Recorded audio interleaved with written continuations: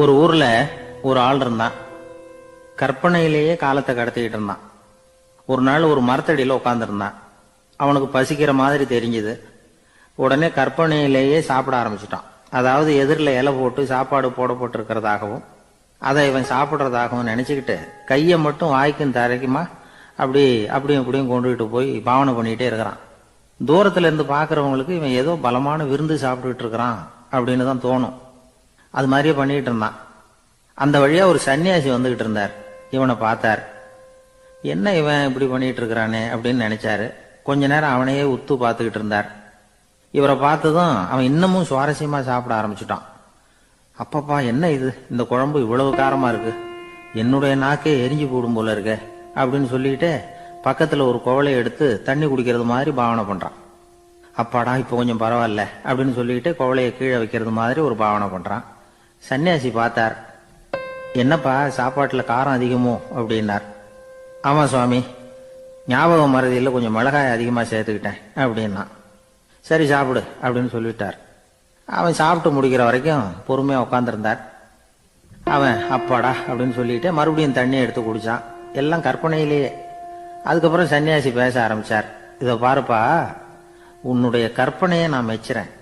இருந்தாலும் உன் சாப்பாட்டுல ஒரு இனிப்பையும் வச்சிருக்கலாமே, ஏன் மிளகாய அளவுக்கு அதிகமா போட்டுட்டு அவஸ்தைப்படுறேன் அப்படின்னார். அவன் யோசிக்க ஆரம்பிச்சான். அதுக்கப்புறம் இவர் சொன்னார், இதை பாருப்பா, இனிமேல உன்னுடைய கற்பனையும் உயர்ந்ததாக இருக்கட்டும் அப்படின்னு உபதேசம் பண்ணிவிட்டு போனார். எப்பவும் உயர்வை பத்தியே சிந்திக்கணும். உயர்வு கிடைக்கலன்னா கூட அப்படி சிந்திக்கிறத நிறுத்தப்படாது அப்படிங்கிறார் திருவள்ளுவர். உள்ளுவது எல்லாம் உயர் உள்ளல், மற்ற அது தள்ளினும் தள்ளாமை நீர்த்து.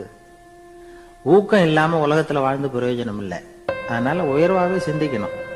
அது நம்மளை ஊக்கப்படுத்தும். இது பெரிய ஒரு வாக்கு. இந்த உலகத்துல கற்பனையிலேயே வாழ்கிற சில கஞ்சர்களும் உண்டு. அதாவது 2 கஞ்சர்கள், 2 பேரும் பக்கத்து பக்கத்து ஊர்ல இருந்தாங்க. பொங்கல் சமயம் ஒரு கஞ்சன் தன்னுடைய மகனை கூப்பிட்டான்.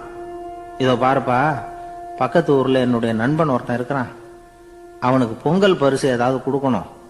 நான் ஒரு 4 ஆட்டுக்குட்டியை தரேன், நீ கொண்டுகிட்டு போய் கொடுத்துட்டு வந்து விடுறியா அப்படின்னு கேட்டான். சரி, நான் புள்ள ஒரு பைய கையில் எடுத்துக்கோன்னா. அவன் எடுத்துக்கிட்டான். இந்த ஆட்டுக்குட்டி பிடிச்சிக்கோ அப்படின்னு சொல்லி ஒவ்வொன்னா போடுறேன் பார் அப்படின்னு சொல்லிட்டு 1 2 3 4 அப்படின்னு எண்ணிக்கிட்டே வெறும் சைகையாலேயே ஆட்டுக்குட்டியை பிடிச்சி போடுறது மாதிரி பாவனை பண்ணிட்டு இருக்கிறான். அவன் பிள்ளையும் அது ரொம்ப அக்கறையா வாங்கிக்கிறது மாதிரி வாங்கிட்டு அந்த பைய தூக்கிட்டு அடுத்த ஊருக்கு போறான். இவன் அங்க போய் சேர்ந்த நேரத்துல அந்த கஞ்சன் ஊர்ல இல்ல, எங்கேயோ வெளியில போயிருக்கிறான். அவனோட புள்ள மட்டும்தான் வீட்டுல இருந்தான். இவன் அவன்கிட்ட, இதை பாரு, எங்க அப்பா உங்க அப்பாவுக்கு ஆட்டுக்குட்டி கொடுத்து அனுப்பியிருக்கிறாரு, குடிச்சுக்கோ அப்படின்னு சொல்லி பாவனையிலேயே ஒவ்வொன்னா எடுத்து அவன்கிட்ட கொடுத்துட்டான். அவனும் வாங்கிட்டான் வாங்கறது மாதிரி. அப்புறம் சொன்னான், சரிப்பா, நானும் பதிலுக்கு ஏதாவது ஒன்னுகிட்ட கொடுக்கணும் இல்லையா, அதனால அந்த பைய புடி, ஒரு 10 எலுமிச்சம்பழம் தரேன், பதிலுக்கு அதை நீ எடுத்துட்டு போ அப்படின்னு சொல்லி கையாலேயே ஒவ்வொன்னா எடுத்து போடுறது மாதிரி பாவனை பண்ணிவிட்டான்.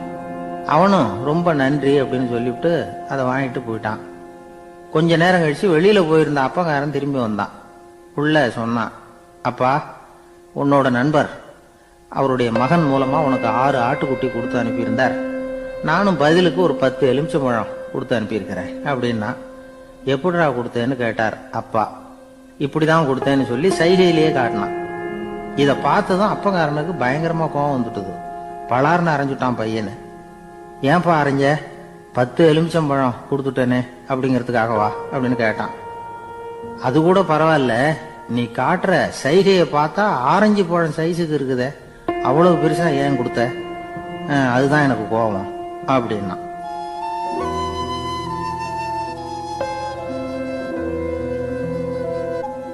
ஒரு ஊர்ல ஒரு சித்தர் இருந்தார். சூஃபி சித்தர். அவர் ஞானம் பெற்ற ஒரு சித்தர். ஒரு நாள் அந்த நாட்டு மன்னன் அவரை பார்க்கறதுக்காக வந்தான்.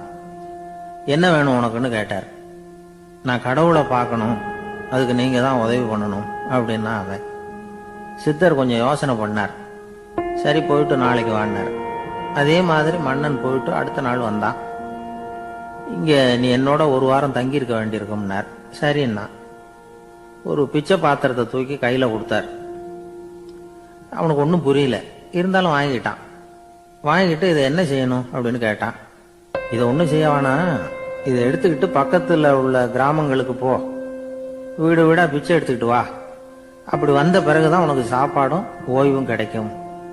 ஒரு வாரம் அப்படி செய், அதுக்கப்புறம் 8வது நாள் நாம கடவுளை பத்தி யோசிக்கலாம் அப்படின்னார்.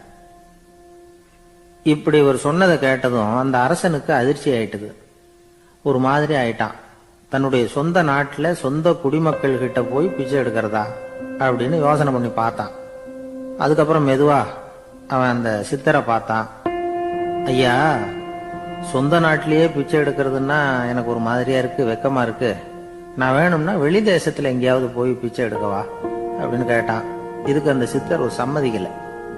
இதோ பாரு, உன்னால பிச்சை எடுக்க முடியலன்னா பேசாம திரும்பி அரண்மனைக்கே போயிடு. அதுக்கப்புறம் கடவுளை பத்தி எல்லாம் பேசுறதுக்கு என்னை தேடிட்டு வரக்கூடாது அப்படின்னு விட்டாரு. மன்னன் தயங்கினான். இருந்தாலும் மனசை சரி பண்ணிட்டு சம்மதிச்சான். சரிங்க, ஒரு வாரம் இங்க தங்குறேன், நீங்க சொல்றது மாதிரி பக்கத்து கிராமங்களுக்கு போறேன், வீடு வீடா பிச்சை எடுக்கிறேன், வர்றேன் அப்படின்னா. ஒரு வாரம் தெரு தெருவா பிச்சை பாத்திரத்தோட அலைஞ்சான். சொந்த ஊர்ல சொந்த குடிமக்கள் கிட்ட பிச்சை எடுத்தான். 7 நாள் முடிஞ்சது. 8வது நாள் அந்த சித்தர் மன்னனை கூப்பிட்டார். இப்படி வாழ்னார். வந்தான். இனிமே நீ கடவுளை பத்தி என்கிட்ட கேட்கலாம்னார். இனிமே கேட்கறதுக்கு ஒண்ணுமே இல்லை சுவாமின்னா இவன். ஒரு வார காலம் பிச்சை எடுத்த பிறகுதான் கடவுளை காண முடியும் அப்படின்னு நான் கனவு கூட காணவில்லைன்னா.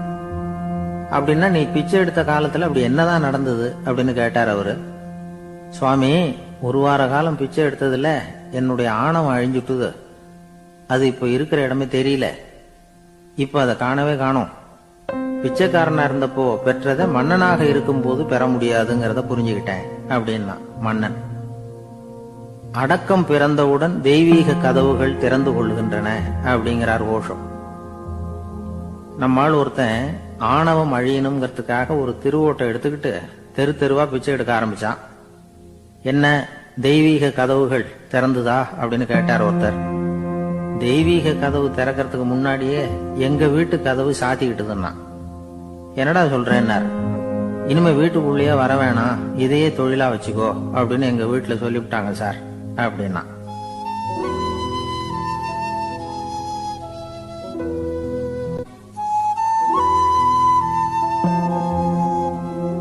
ஒரு பள்ளிக்கூடம் வகுப்பு நடந்துகிட்டு இருக்கு.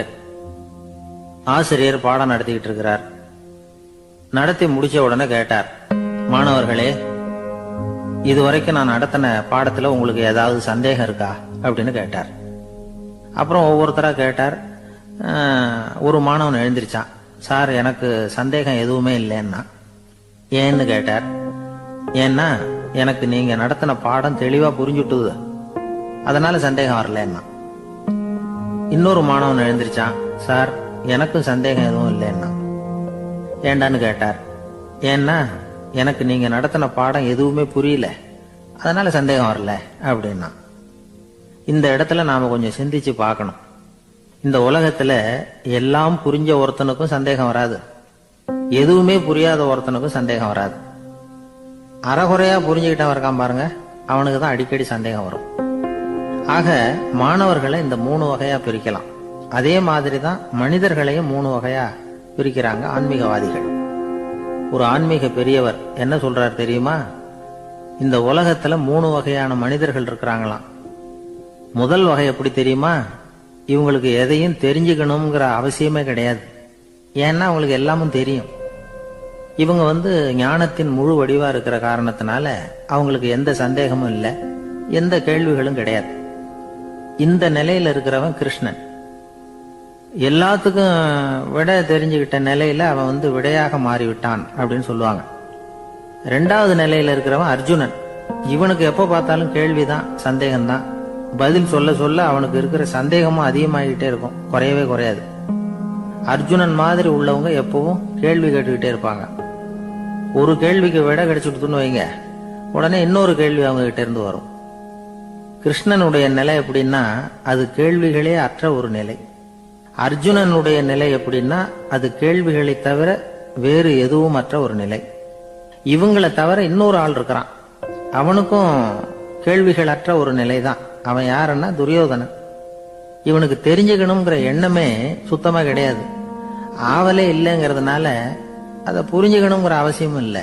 அதனால அவனுக்கு கேள்விகளற்ற ஒரு நிலையில அவன் இருந்துகிட்டு இருக்கிறான். எல்லா பதிலும் தெரிந்து கொண்ட நிலையில கிருஷ்ணனும் கேள்விகளற்ற நிலையில இருக்கிறான். தெரிஞ்சுக்கணுங்கிற ஆவலே இல்லாத துரியோதனனும் கேள்விகளற்ற நிலையிலேயே இருக்கிறான். இப்படியும் இல்லாம அப்படியும் இல்லாம ரெண்டும் கெட்டான நிலையில இருக்கிறானே, அவன் தான் அர்ஜுனன். அதனால பெரியவங்கள்லாம் என்ன சொல்றாங்கன்னா, இந்த உலகத்துல அர்ஜுனன்களா இருக்கிறவங்க ஒண்ணு துரியோதனனா மாறிடணும், இல்லைன்னா கிருஷ்ணனா மாறிடணும். இதை தவிர வேற வாய்ப்பு இல்லை. துரியோதனன் மாதிரி உள்ளது விலங்கு நிலை, கிருஷ்ணன் மாதிரி உள்ளது தெய்வ நிலை. அர்ஜுனன் விலங்காவும் ஆக முடியல, தெய்வமாவும் ஆக முடியல. இப்படி ரெண்டும் கெட்டானா இருக்கிற வரைக்கும் இந்த கேள்விகளும் பிரச்சனைகளும் இருந்துகிட்டே தான் இருக்கும். இதுதான் பெரியவர்கள் சொல்லுகிற அனுபவ உண்மை. ஒரு ஆசிரியர் ரொம்பவும் விரிவா விளக்கமா பாடம் நடத்தின பிறகு, மாணவர்களே ஏதாவது சந்தேகம் இருந்தா கேளுங்கன்னாராம். ஒரு மாணவன் எழுந்திருச்சான். சார், எனக்கு ஒரு சந்தேகம்னா. என்னன்னு கேட்டார். இது வரைக்கும் என்ன பாடம் சார் நடத்துனீங்க அப்படின்னா அந்த பையன்.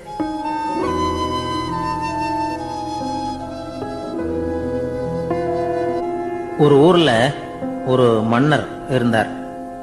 ஒரு நாள் அவருடைய அரசவைக்கு ஒரு ஓவியன் வந்தான். அவன் சீனா தேசத்திலிருந்து வந்தவன், தாவோ சிந்தனையாளன். அவன் அங்க மன்னர் முன்னாடி நிக்கிறான். யாரும் செய்ய முடியாத ஒரு காரியத்தை என்னால செய்ய முடியும்னா. இவன் இப்படி சொன்னதை கேட்டதும் ஏற்கனவே அங்க இருந்த அரசவை ஓவியன் ஒருத்தனுக்கு கோபம் வந்துட்டுது.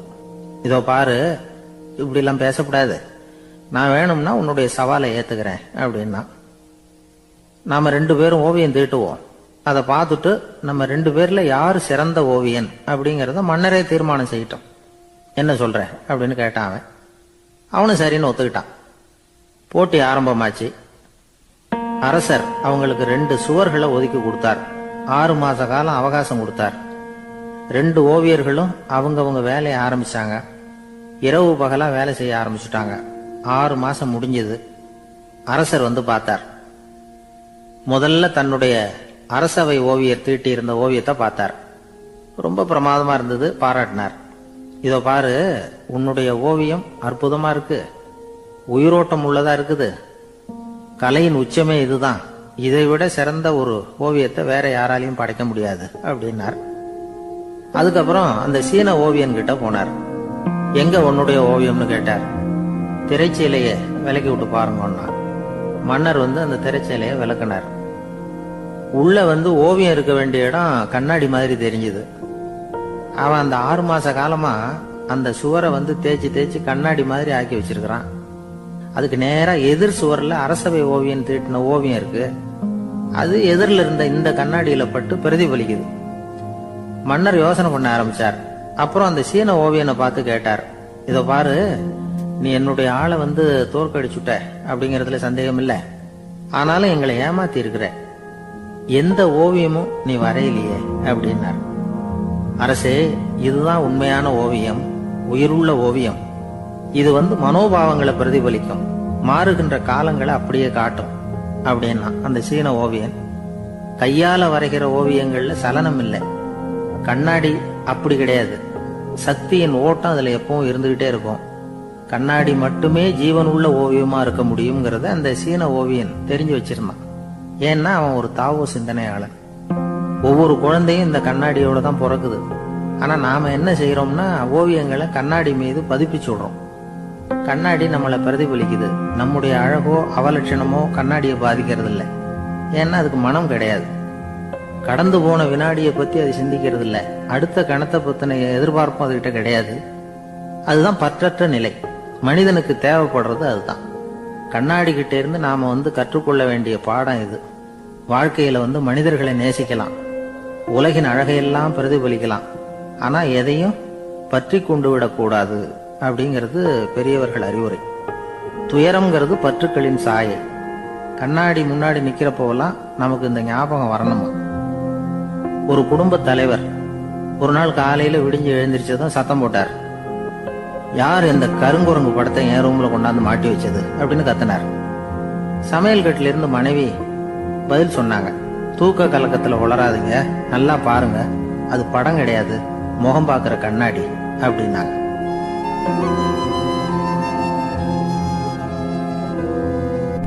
ஒரு ஆளு வேகமா நடந்து போய்கிட்டு இருந்தான்.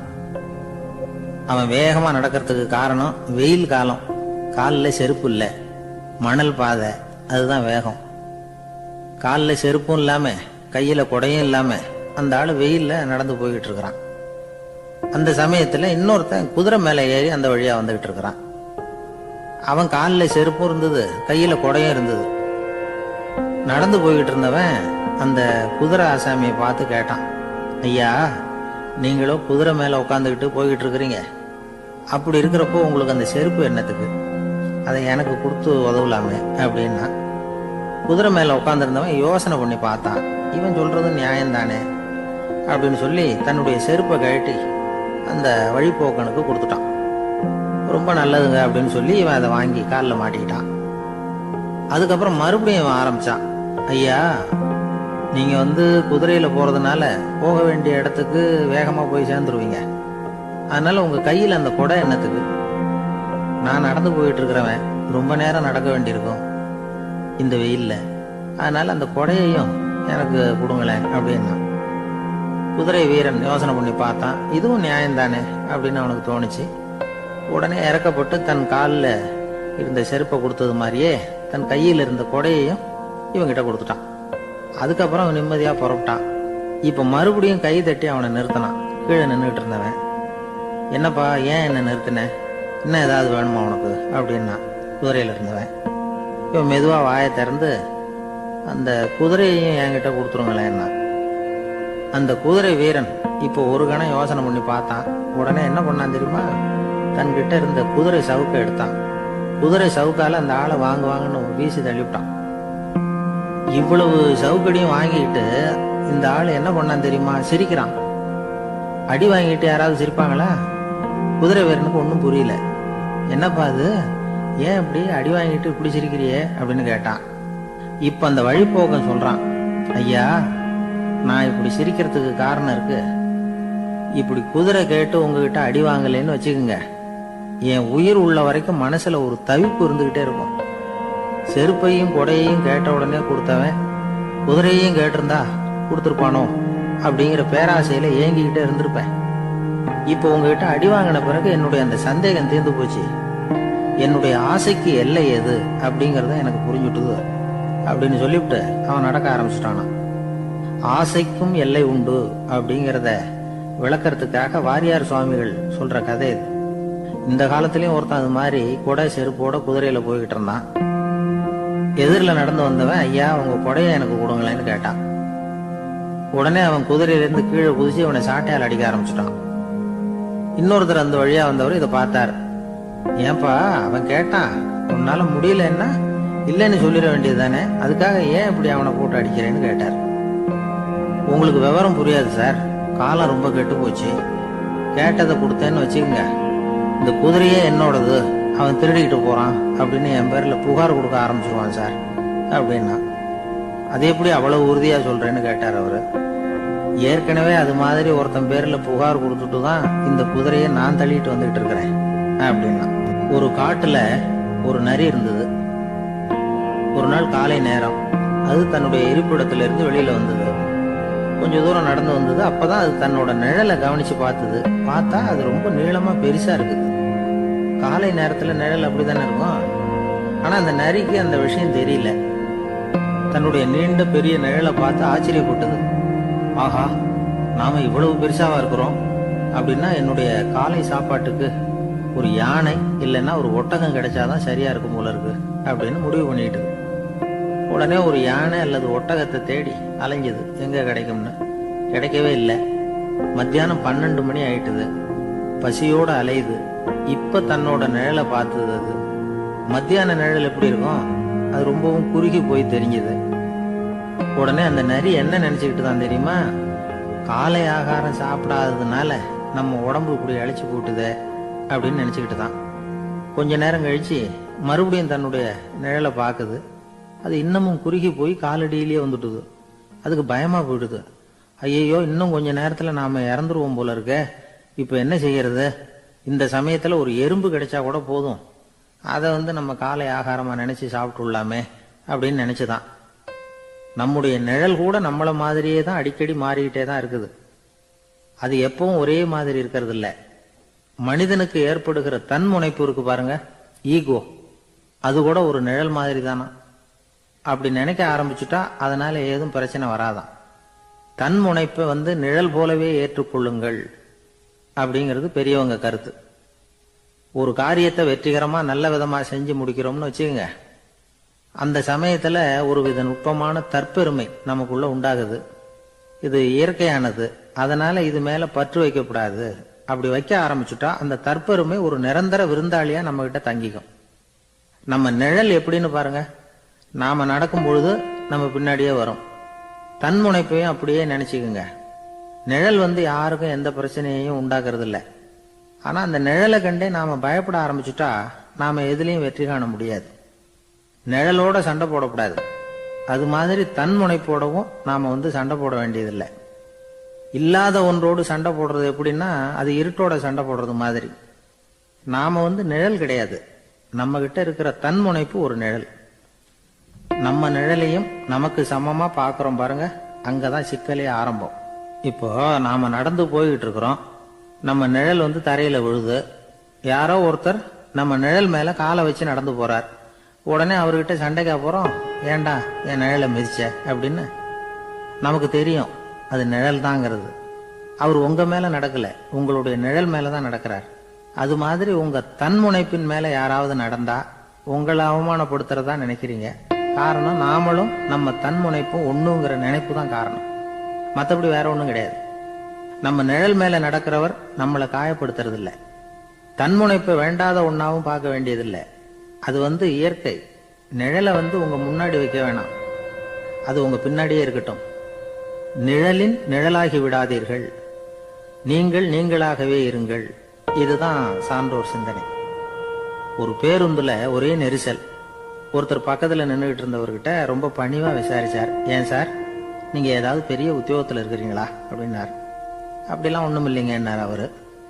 அப்படின்னா வேற ஏதாவது அரசியல்ல பெரிய பதவியில் இருக்கிறீங்களா அப்படின்னு கேட்டார். அதுவும் இல்லைங்கன்னார். சரி, பணமாவது அதிகமா வச்சிருக்கீங்களா அப்படின்னு கேட்டார். அப்படிலாம் ஒன்றும் கிடையாது சார்னார் அவரு. அப்புறம் எதுக்குடா என் காலை மிதிச்சுக்கிட்டு இருக்கிற, இடரா காலை அப்படின்னாராம் இவர். ஒரு ரயில் வேகமா போயிட்டு இருக்கு. அது ஒரு ரயில்வே ஸ்டேஷன்ல கொஞ்ச நேரம் நின்னுது. அப்போ அதுல ஒரு ஆள் ஏறினார். தலையில ஒரு மூட்டையை வச்சிருந்தார். மூட்டையை தலையில சுமந்துக்கிட்டே உள்ள வந்தாரு. மூட்டையை தலையில சுமந்துக்கிட்டே ஒரு இடத்துல உட்கார்ந்தார். ரயில் மறுபடியும் புறப்பட்டது. இவர் தன் தலையில இருந்த மூட்டைய கீழே இறக்கி வைக்கணும்ல, வைக்கல, சுமந்துகிட்டே வர்றார். எதிரில் உட்கார்ந்துருந்தவர் கேட்டார், ஏங்க ஏன் இப்படியே உட்கார்ந்துருக்கிறீங்க தலையில மூட்டையை வச்சுக்கிட்டு, மூட்டையை கீழே இறக்கி வைக்கலாமே அப்படின்னார். வேணாங்க, பாவம், தலையில இருக்கிற மூட்டையை இறக்கி ரயில்ல வச்சா ரயிலுக்கு பாரம் அதிகமா இருக்கும் அப்படின்னார் அவரு. இப்படி ஒரு ஆளை பார்த்தா நமக்கு சிரிப்பு தான் வரும். ஏன்னா ரயிலுங்கிறது அந்த மூட்டையையும் சேர்த்து சுமந்துக்கிட்டு தான் போகுது. அவன் அந்த மூட்டையை தலையில வச்சிருந்தாலும் ஒண்ணுதான், தரையில வச்சிருந்தாலும் ஒண்ணுதான். அதனால ரயிலுக்கு எந்த மாற்றமும் ஏற்பட போறதில்லை. அதே மாதிரி தான் நம்ம மனமும். இதுவும் ஒரு தேவையில்லாத சுமை, அனாவசியமா சுமந்துக்கிட்டு இருக்கிறோம். இத கீழே இறக்கி வச்சுட்டா வாழ்க்கை பிரயாணம் சுகமா இருக்கும். ரயில் பிரயாணம் பண்ற அந்த ஆள் மூட்டையை சுமக்கிறான், வாழ்க்கை பிரயாணம் பண்ற நாம மனசை சுமக்கிறோம். இது ரெண்டுக்கும் எந்த வித்தியாசமும் இல்லை. மனசை கீழே இறக்கி வச்சுட்டா பாரம் இல்லாமல் வாழலாம், பறவைகள் மாதிரி பறக்கலாம், குழந்தைகள் மாதிரி கள்ளங்கபடம் இல்லாம வாழலாம். இந்த வெளி உலகத்துல நாம நிலை பெற்று இருக்கணும், வேரூன்றி இருக்கணும். அதே சமயம் நம்முடைய உள் வெளியில ஆன்மீக வாழ்க்கையில பாரம் இல்லாம இருக்கணும். அப்போ பறக்கணும், நதியை போல ஓடணும், மிதக்கணும். பயணம் சுகமா இருக்கும், களைப்பு தெரியாது, கவலை தெரியாது. ஒரு சீடன் போதி தர்மரை நாடி வந்தான். குருவே, நீங்கள் என்ன வெறுமையாக இருக்க சொன்னீங்க, நான் இப்ப மறுபடியும் வெறுமையானவன் ஆகிட்டேன், அதனால இப்ப என்ன செய்ய சொல்றீங்க என்ன அப்படின்னு சொல்லி நின்னான். உடனே அந்த குரு பக்கத்துல இருந்த ஒரு குச்சியை எடுத்து அவன் தலையில அடிச்சு, போய் அந்த வெற்றுத்தன்மையையும் வீசி எறிந்து விட்டு வா அப்படின்னார். நான் இப்போ காலியா இருக்கிறேன்னு ஒருத்தன் சொல்றான்னு வச்சுங்க, அது உண்மை இல்லை. ஏன்னா இன்னமும் அதுல நான்கிற எண்ணம் இருக்குது. எந்த சிந்தனையும் இல்லாம இருக்கிறது கடினம்தான். ஆனாலும் மனிதன் அதுல உள்ள நுட்பத்தை புரிஞ்சுக்கிட்டான்னா இவ்வளவு தூரம் தூக்கி சுமந்துக்கிட்டு வந்த அந்த மனதின் முட்டாள்தனத்தை அவனே பார்த்துட்டு சிரிப்பான். இதுதான் பெரியவங்க சொல்லியிருக்கிற ஆலோசனை. நம்மால் ஒருத்தன் தலையில ஒரு பெரிய மூங்கில் கூடையோட ரயில்ல உட்கார்ந்தான். கூடை தலையில இருந்தது, கீழே இறக்கி வைக்கல. எதிரில் இருந்தவர் கேட்டார், ஏங்க எதுக்காக அதை அனாவசியமா சுமந்துகிட்டே இருக்கீங்க, கீழே இறக்கி வைங்களேன்னார். இல்லைங்க, நான் வீட்டை விட்டு புறப்படும் பொழுதே என் பையன் சொல்லிவிட்டான் கூடைய தலையை விட்டு இறக்கக்கூடாதுன்னு அப்படின்னார். அவன் சின்ன பையன், விவரம் இல்லாம சொல்லியிருப்பான். இப்ப என்ன நேரில் வந்தா பாத்துக்கிட்டு இருக்கிறான், நீங்க இறக்கி வைங்கன்னார் அவர். அவன் நேரில் பாத்துக்கிட்டு இல்ல, இருந்தாலும் நான் இந்த கூடையை கீழே இறக்கி வச்சா அது அவனுக்கு தெரிஞ்சிடும் அப்படின்னாரு இவர். அது எப்படின்னாரு அவர்.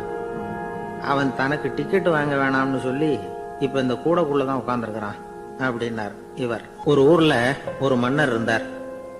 அழகான அரண்மனையில அவர் இருந்தார். அந்த அரண்மனையை விட அழகா ஒரு மாளிகையை அந்த ஊர்லயே வேற ஒருத்தன் கட்டியிருந்தான். அப்படி கட்டி முடிச்சதுல அவனுக்கு ரொம்ப பெருமை. எத்தனையோ செல்வந்தர்கள்லாம் பார்த்துட்டு, இந்த மாளிகையை விலைக்கு கொடுத்துடுறியா, எவ்வளவு விலை சொன்னாலும் சரி நாங்க வாங்கிக்கிறதுக்கு தயாரா இருக்கோம் அப்படின்னு சொல்லி கேட்டு பார்த்துட்டாங்க. நான் இதை விற்கிறதுக்கு தயாரா இல்ல அப்படின்னு சொல்லிவிட்டான். அவ்வளவு சிறப்பா கலை அம்சத்தோடு அதை கட்டி முடிச்சிருக்கிறான். அதுவே ஒரு பெரிய அரண்மனை மாதிரி இருந்ததுன்னா பாத்துங்களேன். சுற்றிலும் அழகான பூந்தோட்டம். ஒரு நாள் அவன் எங்கேயோ வெளியூர் போயிட்டு திரும்பி வந்துகிட்டு இருக்கிறான். அப்போ அந்த மாளிகை தீப்பெட்டி எரிஞ்சுக்கிட்டு இருக்கு. பதறி போட்டான். விலைக்கு கேட்டவங்க யாராவது இதை செஞ்சிருக்கணும், இல்லைன்னா மன்னரே செய்த சதியோ என்னவோ, இப்படிலாம் அவனுக்கு சந்தேகம். ஒரு மூலையில உட்காந்து அழ ஆரம்பிச்சுட்டான். அந்த சமயத்துல அவனுடைய மகன் அங்க ஓடி வந்தான். அப்பா அழாதீங்க, இதை நான் நேத்து ராத்திரியே நம்ம ஊர் மன்னருக்கு வித்துட்டேன். இதை கட்டி முடிக்க நமக்கு எவ்வளவு செலவாச்சோ அதை போல 3 மடங்கு விலைக்கு வித்துட்டேன், கவலைப்படாதீங்க. இதை விட அழகான மாளிகையை நாம புதுசா கட்டிக்கலாம்னா. இதை கேட்டதும் அழுதுகிட்டு இருந்தவன் அழுகையை நிறுத்தினான், சிரிக்க ஆரம்பிச்சுட்டான். இதே இடத்த நான் மன்னர்கிட்ட இருந்து விலைக்கு வாங்குவேன், இதை விட அழகான மாளிகையை கட்டுவேன் அப்படின்னு சுத்தி நின்ன எல்லார்கிட்டையும் சொல்லிக்கிட்டு இருந்தான். இந்த சமயத்துல அவனோட இளைய மகன் ஓடி வந்தான். அப்பா, அண்ணன் சொன்னதெல்லாம் சரிதான், மன்னர்கிட்ட விலை பேசினதெல்லாம் உண்மைதான். ஆனா வித்தது பேச்சு அளவுல தான். இனிமேதான் பத்திரம் வாங்கணும், எழுதணும், நீங்க கையெழுத்து போடணும், பதிவு பண்ணணும், மன்னர்கிட்ட பணம் வாங்கணும். அதுக்காகத்தான் உங்களை எதிர்பார்த்துக்கிட்டு இருந்தோம். அதுக்குள்ள இப்படி ஆயிட்டுதுன்னா. இப்ப சிரிச்சுக்கிட்டு இருந்தவன் சிரிப்பை நிறுத்தினான். மறுபடியும் குழந்தை மாதிரி அழ ஆரம்பிச்சுட்டான். இது ஒரு சம்பவம். இதுல இருந்து என்ன தெரியுது? அந்த அழகான மாளிகை தன்னுடையது அப்படின்னு நினைக்கும் பொழுது அவனுக்கு அழுகை வந்தது. அது தன்னுடையது இல்லை அப்படின்னு நினைக்கிற போது சிரிப்பு வந்தது. மறுபடியும் அது தன்னுடையதுதான் அப்படிங்கிற உணர்வு வரும்பொழுது அழுகை. எது எதிலிருந்து நீ நீங்கி இருக்கிறாயோ அது அதிலிருந்து உனக்கு துன்பம் இல்லை அப்படிங்கிறார் திருவள்ளுவர். இந்த உடம்பு என்னுடையதில்லை அப்படிங்கிற உணர்வு வந்துட்டா அது ஒரு பெரிய நிலை. அந்த நிலை வரணும். எல்லாத்தையும் பயன்படுத்திக்கலாம், ஆனா பற்றுல விழுந்துடக்கூடாது. உலகத்தில் இருங்கள், ஆனால் உலகத்தவராக இருக்காதீர்கள். உலகிற்குள் இருங்கள், உலகம் உங்களுக்குள் வந்துவிட அனுமதிக்காதீர்கள். விலகி இருங்கள், விழித்திருங்கள், மௌனமாய் பார்த்திருங்கள் அப்படிங்கிறது சான்றோர் கருத்து. செய்ய வேண்டிய கடமையிலிருந்து விலகி இருக்கிறவர்கள் நம்ம கிட்ட நிறைய பேர் உண்டு. அப்படிப்பட்ட ஒருத்தர் டாக்டர் கிட்ட போனார். டாக்டர், நான் ஒரு கவர்மெண்ட் ஆபீஸ்ல வேலை பார்க்கிறேன், எனக்கு ஒரே அசதியா இருக்கு, என்னை சோதிச்சு பாருங்க, ஆலோசனை சொல்லுங்க ஏதாவதுன்னார். டாக்டர் அவரை பரிசோதனை பண்ணி பார்த்துட்டு சொன்னார், இதோ பாரு, உனக்கு இப்போ தேவைப்படுறது முழு ஓய்வு. நீ எவ்வளவு சீக்கிரமா ஆபீஸுக்கு போறியோ அவ்வளவுக்கு உனக்கு நல்லது அப்படின்னாராம்.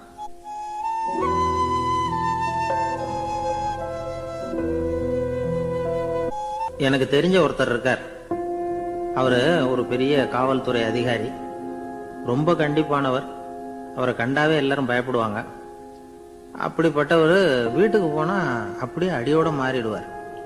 அங்க போய் பாத்தீங்கன்னா குழந்தைகளோட குழந்தையா அவர் விளையாடிக்கிட்டு இருப்பார். அலுவலக சமயத்துல பாத்தீங்கன்னா குதிரை முதுகுல அவர் உட்கார்ந்துருப்பார். வீட்டுல பாத்தீங்கன்னா அவரு முதுகுல குழந்தை உட்கார்ந்துருக்கும். அவரு குதிரை மாதிரி போயிட்டு இருப்பார். இது எப்படிங்க முடியுது உங்களால அப்படின்னு கேட்டாங்க. அது ஒண்ணுமில்ல, இங்க வீட்டுக்கு வந்த உடனே என்னோட மனசை தனியா எடுத்து வச்சிருவேன் அப்படின்னார். அது என்னங்க உங்க சட்ட பயிலியா இருக்குது மனசு, அது தனியா எடுத்து வைக்கிறதுக்கு அப்படின்னு கேட்டாங்க. அப்படி இல்லைங்க, இது ஒரு பயிற்சி, மனப்பயிற்சி, அவ்வளவுதான் அப்படின்னார். இப்படி சமயம் பார்த்து மனசை தனியா வச்சுட தெரிஞ்சவங்க வாழ்க்கையில எப்பவும் உற்சாகமா இருப்பாங்க அப்படிங்கிறது பெரியவங்க கருத்து. ஒரு டாக்டர் ஆஸ்பத்திரியில் இருக்கிற வரைக்கும் டாக்டரா இருக்கலாம், அவர் மனைவிட்டையும் அவர் டாக்டரா இருக்க வேண்டிய அவசியம் இல்லை. ஒரு வக்கீல் கோர்ட்ல இருக்கிற வரைக்கும் வக்கீலா இருக்கலாம், வீட்டுக்கு வந்ததுக்கு அப்புறமும் வக்கீலா இருக்க வேண்டிய அவசியம் கிடையாது. வீட்டுல குழந்தைகள் கிட்ட விளையாடும் பொழுதும் அதுகள் கிட்ட ஃபீஸ் கேட்டுட்டு இருக்க கூடாது. நாம எப்படி இருக்கணும்னு பெரியவங்க சொல்றாங்கன்னா, மனசோட சேரக்கூடாதான். அப்படி சேராம வாழ்க்கையை கவனிக்கணுமா. மனசை அப்படியே தனியா எடுத்து பக்கத்துல வச்சுடணும். அப்படின்னா அதை அப்படியே தூக்கி எறிஞ்சுடு அப்படின்னு அர்த்தம் இல்லை. ஏன்னா மனசுங்கிறது நமக்கு உபயோகப்படக்கூடிய ஒண்ணுதான். எப்ப அது தேவையோ அப்பப்போ எடுத்து உபயோகப்படுத்திக்கணும். தேவைப்படுறப்போ எடுத்து கண்ணாடியை மாட்டிக்கிறோம்ல, படிக்கும் பொழுது கண்ணாடி தேவைப்படுது, எடுத்து மாட்டிக்கிறோம் இல்லையா, அது மாதிரி கணக்கு போடுறதுக்கு மனசு தேவை. கடைக்கு போய் ஒரு பொருள் வாங்குறோம், காசு கொடுக்குறோம், மீதி சில்லறை சரியா இருக்கா அப்படின்னு எண்ணி பார்த்து வாங்க வேண்டியிருக்கு. அந்த சமயத்துல மனசை எடுத்து தனியா வச்சுட்டேன் அப்படின்னு சொல்லிட்டு இருக்க கூடாது. பரீட்சைக்கு படிக்க வேண்டியிருக்குது, படிச்சதையெல்லாம் அப்படியே நினைவில் வச்சுக்க வேண்டியிருக்கு, அந்த சமயத்துல மனசை தூக்கி எறிஞ்சுட்டேன் சார் அப்படின்னு சொல்லிட்டு இருக்க கூடாது. அப்படி சொன்னா பரீட்சை நம்மளை தூக்கி எறிஞ்சிடும். அதனால தேவைப்படுறப்போ மனசை உபயோகப்படுத்தணும், தேவையில்லாதப்போ அது தனியா ஓய்வு எடுத்துக்க விட்டுடணும். இப்படி நாம பழக்கப்படுத்திக்கிட்டா வாழ்க்கைங்கிறது நமக்கு புதுசா தெரியுமா. மனசுக்கும் ஒரு சக்தி கிடைக்கும். எந்திரங்களுக்கு ஓய்வு கொடுக்கற மாதிரி மனசுக்கும் ஓய்வு கொடுக்கணும், இல்லைன்னா அது களைச்சு போயிடும். குழந்தைகள் மனசை சுமந்துகிட்டு இருக்கிறது இல்ல, இது முதியவர்கள் குழந்தைகள் கிட்டே இருந்து கத்துக்க வேண்டிய ஒரு பாடம். ஆனாலும் இந்த கால குழந்தைகள் கிட்ட ரொம்ப எச்சரிக்கையா இருக்க வேண்டியிருக்கு. ஒரு தாத்தாவும் பேரனும் விளையாடிக்கிட்டு இருக்கிறாங்க. தாத்தா, எனக்கு சைக்கிள் ஓட்ட கத்து கொடு அப்படிங்கிறான் பேரன். சைக்கிள் உயரம் கூட இல்ல, அதுக்குள்ள சைக்கிள் ஓட்டணுமா அப்படின்னாரு தாத்தா. ஏன் தாத்தா, ரயில் ஓட்டுறாரே, அவர் என்ன ரயில் நீளமா இருக்கார் அப்படின்னு கேட்டானா அந்த பையன்.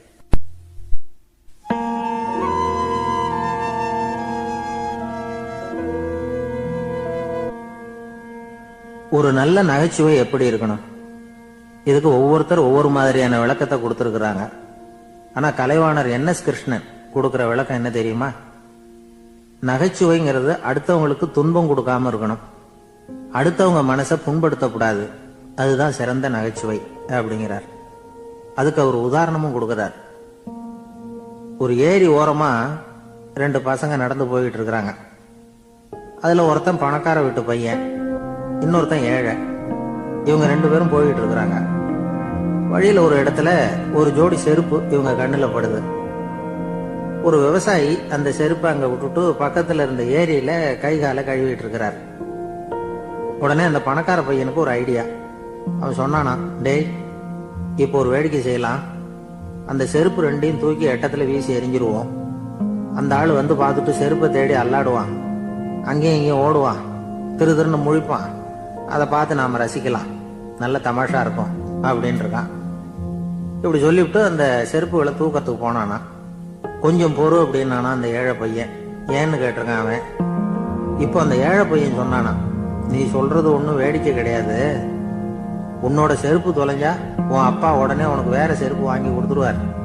ஆனா அந்த ஆளுக்கு இந்த செருப்பு தொலைஞ்சதுன்னா வேற புதுசா வாங்கறதுக்கு வாயையும் வயத்தையும் கட்டி பணத்தை சேர்க்க வேண்டியிருக்கும். அதனால நான் ஒரு வேடிக்கை சொல்றேன், அது மாதிரி செய், அது இன்னமும் தமாஷா இருக்கும் அப்படின்னானா. எப்படி அது சொல்லுன்னு இருக்கான் அவன். செருப்பு 2ம் அது இருக்கிற இடத்துலயே இருக்கட்டும், உன் சட்ட பையிலிருந்து ஒரே ஒரு ₹1 நாணயத்தை எடு, அதை அந்த செருப்பு மேல அதோட குதிகால் பகுதியில வச்சுட்டு நாம 2 பேரும் அந்த மரத்துக்கு பின்னாடி ஓடி போய் மறைஞ்சு நின்னுக்குவோம், அப்புறம் பாரு வேடிக்கை அப்படின்னா. அதே மாதிரி ₹1 காசு செருப்பு மேல வச்சுட்டு இவங்க 2 பேரும் மறைஞ்சு நின்னுக்கிட்டாங்க. கொஞ்ச நேரத்துல அந்த விவசாயி வந்தார். காலில் உள்ள மண்ணை தட்டிவிட்டு செருப்பை மாட்டுறதுக்காக போனார். அங்க இருந்த காசு கண்ணுல போட்டுட்டுது. அவருக்கு ஆச்சரியமா போச்சு. அதை கையில எடுத்து பாக்குறார், 4 பக்கமும் திரும்பி திரும்பி பாக்குறார், யார் இதை வச்சிருப்பான்னு. கடைசியில ஆகாயத்தை பாக்குறார். ஆண்டவா, இது உன்னோட கருணை தான், நீ தான் யாரோ புண்ணியவான் மனசுல தர்மம் பண்ற எண்ணத்தை உண்டாக்கி இருக்கிற, அந்த புண்ணியவான் நல்லா இருக்கணும் அப்படின்னு வாழ்த்தி அந்த காசை கண்ணுல ஒத்திக்கிட்டாராம். மறைஞ்சிருந்து பார்த்துக்கிட்டு இருந்த ஏழை பையன் இப்படி சொன்னான், பாத்தியா, உன்னை புண்ணியவான்னு வாழ்த்திக்கிட்டு போறார் அந்த ஆள், அவருக்கும் சந்தோஷம், அதை பார்த்து நமக்கும் சந்தோஷம். உனக்கு 1 ரூபாங்கிறது ஒரு பெரிய விஷயம் இல்லை, ஆனா அதனால நமக்கு கிடைச்சிருக்கிற மகிழ்ச்சி ரொம்ப உயர்வானது அப்படின்னு நானா. வேடிக்கையும் கிண்டலும் இது மாதிரி அடுத்தவங்களுக்கு இடைஞ்சலா இல்லாம இருக்கணும் அப்படிங்கிறார் கலைவாணர். ஆனா பாருங்க, அவருக்கே இடைஞ்சலா வர்ற விஷயங்களை கூட அவர் வேடிக்கையா தான் எடுத்துக்கிட்டாராம்.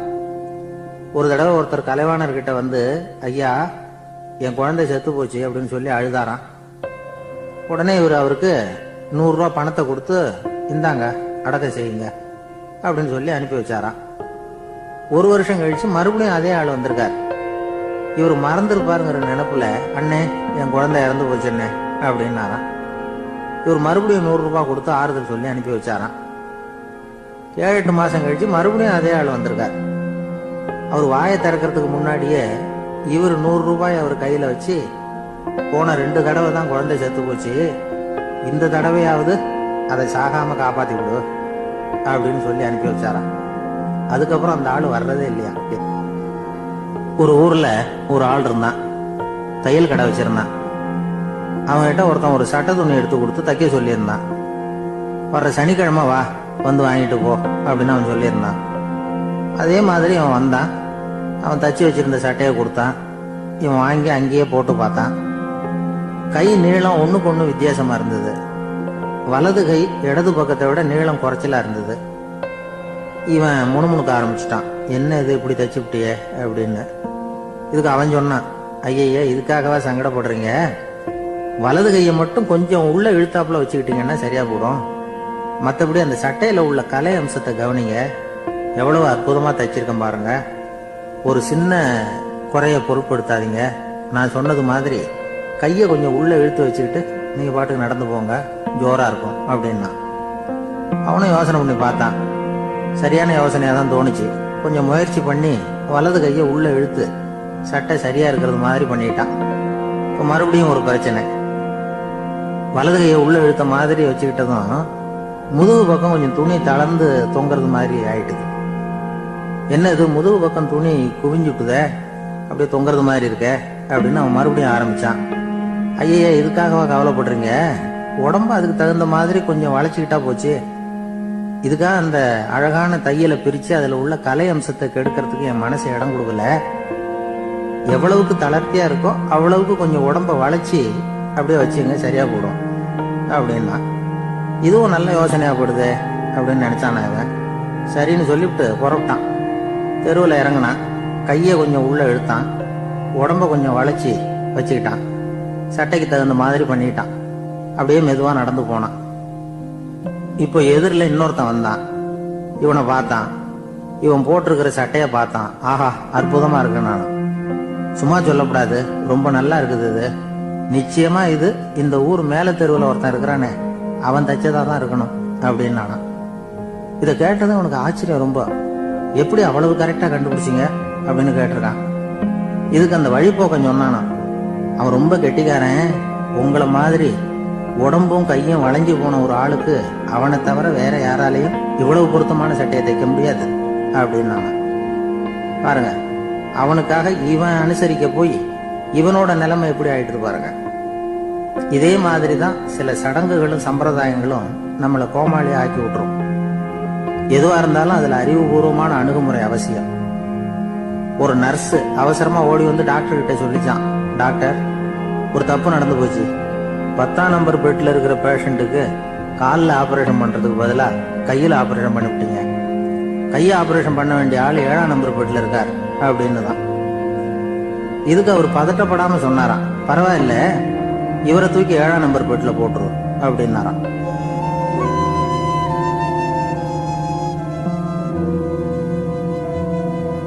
ஒரு ஆள் இருந்தார். அவரு தன்னை ஒரு குருன்னு சொல்லிக்கிட்டார். மௌன குரு, வாயை திறக்கிறது இல்ல. அவருக்கு 2 சீடர்கள் உண்டு. இவங்க தான் வர்றவங்க கிட்ட பேசுவாங்க, விளக்கம் கொடுப்பாங்க. ஒரு நாள் இந்த சீடர்கள் 2 பேரும் எங்கேயோ வெளியில போயிட்டாங்க. அந்த நேரம் பார்த்து ஒருத்தர் அங்க வந்தார். குரு கிட்ட போனார். குருவே, புத்தர்னா என்ன அப்படின்னு கேட்டார். குருவுக்கு ஒன்னும் புரியல.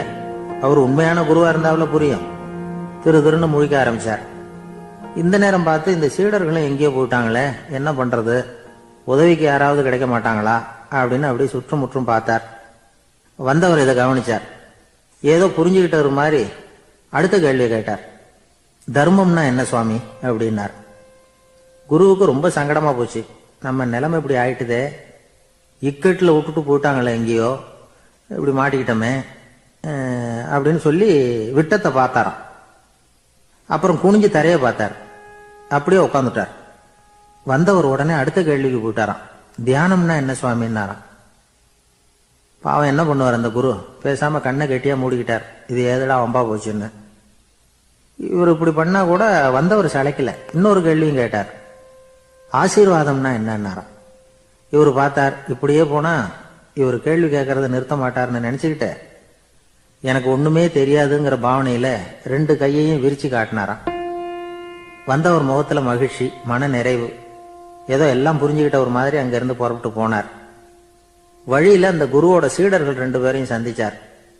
உங்க குருவை நாங்க பார்த்துட்டு வரோம் அப்படின்னாராம். இவரு என்ன நடந்ததுன்னு கேட்டிருக்காங்க அவங்க. இவர் விவரமா சொன்னாராம். உங்க குரு எப்பேற்பட்ட ஞானி தெரியுமா? புத்தர்னா என்னன்னு கேட்டேன். அதுக்கு அவர் அப்படியும் இப்படியும் பார்த்தார். அதுக்கு என்ன அர்த்தம் தெரியுமா? மக்கள் புத்தரை அங்கேயும் இங்கேயும் தேடுறாங்க, உண்மையில அவர் அங்கேயும் இங்கேயும் தேடி கண்டுபிடிக்க முடியாது அப்படிங்கறத அவர் செய்கை மூலமா உணர்த்தினார். அதுக்கப்புறம் தர்மம்னா என்னன்னு கேட்டேன். ஒரு மேலையும் கீழையும் பார்த்து தர்மம் சமமானது, அதுல உயர்வு தாழ்வு இல்லை அப்படிங்கறத உணர்த்தினார். அதுக்கப்புறம் தியானம்னா என்னன்னு கேட்டேன். கண்ணை மூடிக்கிட்டார். கண்ணை மூடி காணும் அற்புதம் அதுங்கிறத புரிஞ்சுக்கிட்டேன். கடைசியா ஆசீர்வதிக்கப்படுறது பத்தி கேட்டேன். கைகளை நீட்டி உதவுறது தான் அது அப்படிங்கறத 2 கையையும் விரிச்சு உணர்த்தினார். எவ்வளவு பெரிய மகான் அவரு அப்படின்னு சொல்லிவிட்டு அவர் பாட்டுக்கு போயிட்டார். சீடர்கள் அதுக்கப்புறம் மெதுவா குரு கிட்ட வந்து சேர்ந்தாங்களாம். அவங்கள பார்த்ததும் குருவுக்கு கோபம் வந்துட்டுது. அடே பாவிகளா, எங்கடா போய் தொலைஞ்சிங்க? நான் ஒரு ஆளுகிட்ட மாட்டிக்கிட்டு என்ன பாடுபட்டிருக்கேன் தெரியுமா அப்படின்னாராம். இது மாதிரி தான் நாம சாதாரண மனிதர்களின் புற வேடங்கள்ல மயங்கி போயிடுறோம். அவங்க பேச்சு, செய்கை, பார்வை இதுல எல்லாம் ஏதோ பெரிய தத்துவம் இருக்கிறதாக நினைச்சுக்கிறோம். உண்மையிலேயே அந்த தத்துவங்கள் யாருக்கு சொந்தம்? அவங்களுக்கு இல்ல, நமக்கு தான் சொந்தம். நாம தானே அதை கற்பிச்சுக்கிட்டோம். நம்மை நாம அடையாளம் கண்டுக்கிறது இல்ல, நாம யாருங்கிறது நமக்கு புரியறது இல்ல. அதுதான் இன்னைக்கு நடக்கிறது. அதனாலதான் அடுத்தவங்களை தேடி ஓடிட்டு இருக்கிறோம். சில வீடுகளில் கூட இது மாதிரி சைகைகள் உண்டு. சில குடும்ப தலைவர்கள் தினமும் காலையில கண்ணை கெட்டியா மூடிக்கிட்டு கை 2யும் சுத்தமா விரிச்சு வச்சுட்டு உட்காந்து தியானம் பண்றது வழக்கம். எதுக்காக அப்படி பண்றீங்கன்னு ஒருத்தரை பார்த்து கேட்டேன். இந்த மாசம் வாங்கின சம்பளம் பூரா தீர்ந்து போச்சு, இனிமே என் கையில சுத்தமா ஒண்ணும் இல்லை, புதுசா எதுவும் செலவு வச்சுடாத அப்படிங்கறத அப்படி உள்ளங்கை 2யும் விரிச்சு காட்டி அவங்களுக்கு உணர்த்தினேன், அவ்வளவுதான் அப்படின்னார்.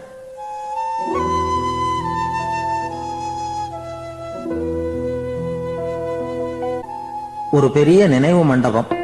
அதுக்கு முன்னாடி ஒரு அப்பாவும் பிள்ளையும் நின்றுகிட்டு இருக்கிறாங்க. அந்த வழியா போறவங்க வர்றவங்க எல்லாம் அந்த இடத்துல நின்று அது என்ன மண்டபம் அப்படின்னு விசாரிக்க ஆரம்பிச்சாங்க. அந்த அப்பாவும் பிள்ளையும் தான் வர்றவங்களுக்கெல்லாம் விவரம் சொல்லிட்டு இருக்கிறாங்க. அதாவது இந்த இடத்துல ஒரு பெரிய மகான் சமாதி ஆயிருக்கார், அவர் சமாதியான இடத்துல இந்த நினைவு மண்டபத்தை கட்டியிருக்கிறோம் அப்படின்னாங்க. ஊரு பூரா இந்த செய்தி பரவிச்சு. நிறைய பேர் அந்த இடத்தை தேடி வர ஆரம்பிச்சாங்க.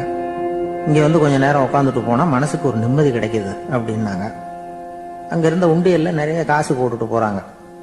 பணம் கிடுகிடுன்னு நிறைய சேர ஆரம்பிச்சுட்டுது. பணம் நிறைய சேர்ந்த உடனே அந்த அப்பாவுக்கும் பிள்ளைக்கும் தகராறு வந்துட்டுது. பணம் சேர்ந்தாலே சொத்து தகராறு வரத்தானே செய்யும், அது மாதிரி வந்துட்டுது. பையன் அடிக்கடி நிறைய பணம் கேட்க ஆரம்பிச்சான். அப்பா பார்த்தார், யோசனை பண்ணார், ஒரு முடிவுக்கு வந்தார். ஒரு நாள் பையனை கூப்பிட்டார். இதை பாருப்பா, நமக்குள்ள தகராறு வேணாம். அப்பாவும் பிள்ளையும் இப்படி சண்டை போட்டுக்கிட்டா பாக்குறவங்க தப்பா நினைப்பாங்க. அதனால நமக்குள்ள சமரசமா இதை தீர்த்துக்குவோம், என்ன சொல்ற அப்படின்னார் அப்பா. சரி நான் பையன். உடனே அந்த அப்பா என்ன பண்ணார் தெரியுமா? மகன் கிட்ட கொஞ்சம் பணத்தை கொடுத்தார். தன்கிட்ட இருந்த ஒரு கழுதையையும் கொடுத்தார். இதை வச்சு நீ பொழைச்சிக்கோ அப்படின்னு சொல்லி அனுப்பி வச்சுட்டார். மகன் அந்த கழுதையை இழுத்துக்கிட்டு அடுத்த ஊருக்கு போனான். வழியிலேயே அந்த கழுதை செத்து போச்சு. உடனே என்ன பண்ணலாம்னு யோசனை பண்ணான். ஒரு ஐடியா வந்தது. அந்த கழுதைய ஒரு சாலை ஓரமா புதைச்சான். கையில் இருந்த பணத்தை வச்சு அந்த இடத்துல ஒரு கல் மண்டபம் கட்டினான். அந்த வழியா 2 பேர் வந்தாங்க. இது என்ன மண்டபம்னு விசாரிச்சாங்க. இந்த இடத்துல ஒரு பெரிய மகான் சமாதி ஆயிருக்கிறார் அப்படின்னா. இந்த செய்தி ஊர் பூரா பரவ ஆரம்பிச்சுட்டுது. நிறைய பேர் வந்து போக ஆரம்பிச்சாங்க. இங்க வந்தா மனசுக்கு ஒரு பெரிய நிம்மதி கிடைக்குது அப்படின்னு வேற சொல்ல ஆரம்பிச்சாங்க. வர வர கூட்டம் அதிகமா வர ஆரம்பிச்சுட்டுது. உண்டியல்ல பணம் நிறைய சேர்ந்துட்டுது. நகையெல்லாம் கூட கழட்டி காணிக்கையா போட ஆரம்பிச்சுட்டாங்க. அப்பாவை விட மகன் பெரிய ஆளாயிட்டான். இதை கேள்விப்பட்டார் அப்பா. பையனை பார்த்துட்டு வரலாம்னு ஒரு நாள் புறப்பட்டு வந்தார். பையன் ஓஹோன்னு இருக்கிறான். பங்களா, காரு எல்லாம் வந்துட்டுது. எப்படிடா இந்த அளவுக்கு ஆனே அப்படின்னு விசாரிச்சார். அப்பா, எல்லாம் உங்க ஆசீர்வாதம் தான். நீங்க கொடுத்த மூலதனத்தை வச்சுதான் இவ்வளவும் சம்பாதிச்சேன் அப்படின்னு நான் பையன். அது எப்படிறான்னு விசாரிச்சார். அப்பா, நீங்க ஒரு கழுத குட்டியும் கொஞ்சம் பணமும் என்கிட்ட கொடுத்து அனுப்பி வச்சிங்க. அதை எடுத்துக்கிட்டு வந்தேன். வர்ற வழியில் அந்த கழுதை செத்து போச்சு. உடனே யோசனை பண்ணேன்.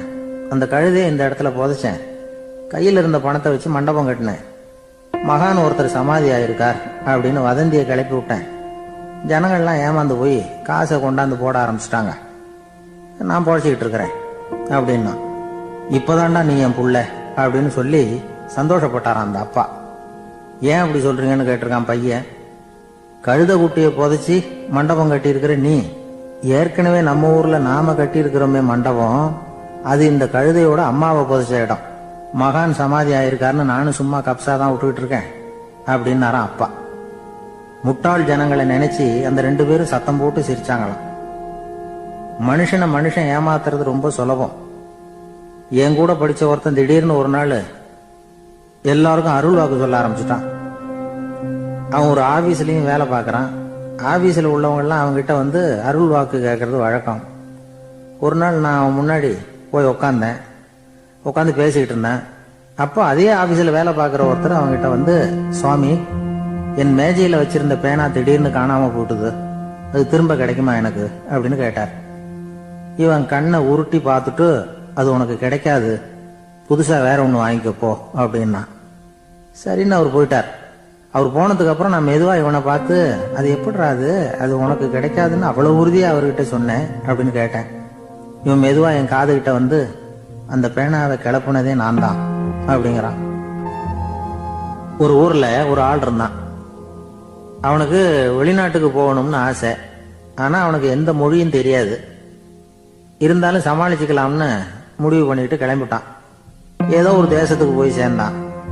அங்க அவனுக்கு யாரையும் தெரியாது. அவங்க என்ன மொழியில பேசிக்கிறாங்க அப்படிங்கறது கூட புரியல. என்ன பண்றதுன்னு யோசனை பண்ணிட்டு ஒரு இடத்துல நின்றுகிட்டு இருக்கிறான். எதிர ஒரு பெரிய கட்டிடம். நிறைய பேர் உள்ள போயிட்டு இருக்கிறாங்க. இவனும் அவங்க பின்னாடியே உள்ள போனான். ஒரு பெரிய அறை, அலங்காரம்லாம் பண்ணி வச்சிருக்கிறாங்க. நிறைய பேர் சாப்பிட்றதுக்காக உட்காந்துருக்குறாங்க. இவனுக்கு நல்ல பசி, அதனால இவனும் உட்காந்தான். சாப்பாடு போட்டாங்க, சாப்பிட்டான். அன்பான உபசரிப்பு. இவன் மனசு உள்ள நினைச்சுக்கிட்டான், இது ஏதோ அரசருடைய அரண்மனை மாதிரி தெரியுது, இன்னைக்கு ஏதோ விருந்து நடக்குது, நல்ல வேளை நம்ம பசியும் தீர்ந்தது அப்படின்னு நினைச்சுக்கிட்டே நிமிர்ந்து பாக்குறான். சாப்பாடு பரிமாறினவன் எதிரில் ரொம்ப பணிவோட முதுக வளைச்சி வணக்கம் தெரிவிச்சான். இவனும் எழுந்திருச்சு நின்று முதுக வளைச்சி வணக்கம் தெரிவிச்சான். ரொம்ப நன்றின்னா. அவன் ஒரு சீட்டை இவன் கையில கொடுத்தான். இவன் அதை வாங்கி பாக்குறான். என்ன எழுதியிருக்குன்னு ஒன்னும் புரியல. சரி, இந்த நாட்டுல தங்களுடைய நன்றியை சீட்ல எழுதி தான் கொடுப்பாங்க போல இருக்கு அப்படின்னு நினைச்சுக்கிட்டு மறுபடியும் நன்றின்னா. ஆனா அவன் காசை கொடுங்கன்னா.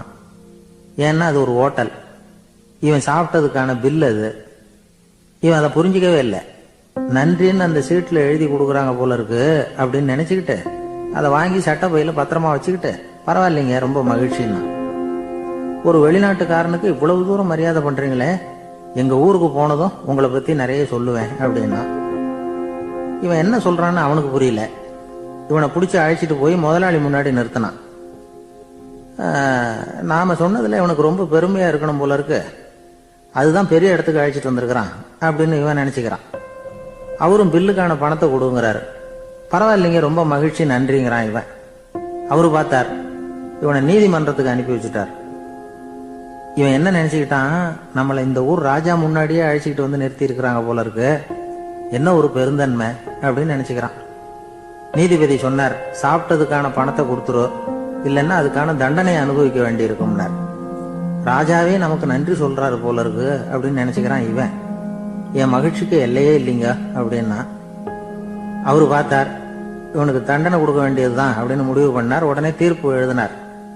இவனை கழுதையில பின்புறமா உட்கார வைங்க, இவன் ஒரு மோசடிக்காரன் அப்படின்னு ஒரு போர்டு எழுதி அவன் கழுத்துல மாட்டுங்க, அப்புறம் அந்த கழுதையை ஊரு பூரா விரட்டுங்க அப்படின்னார்.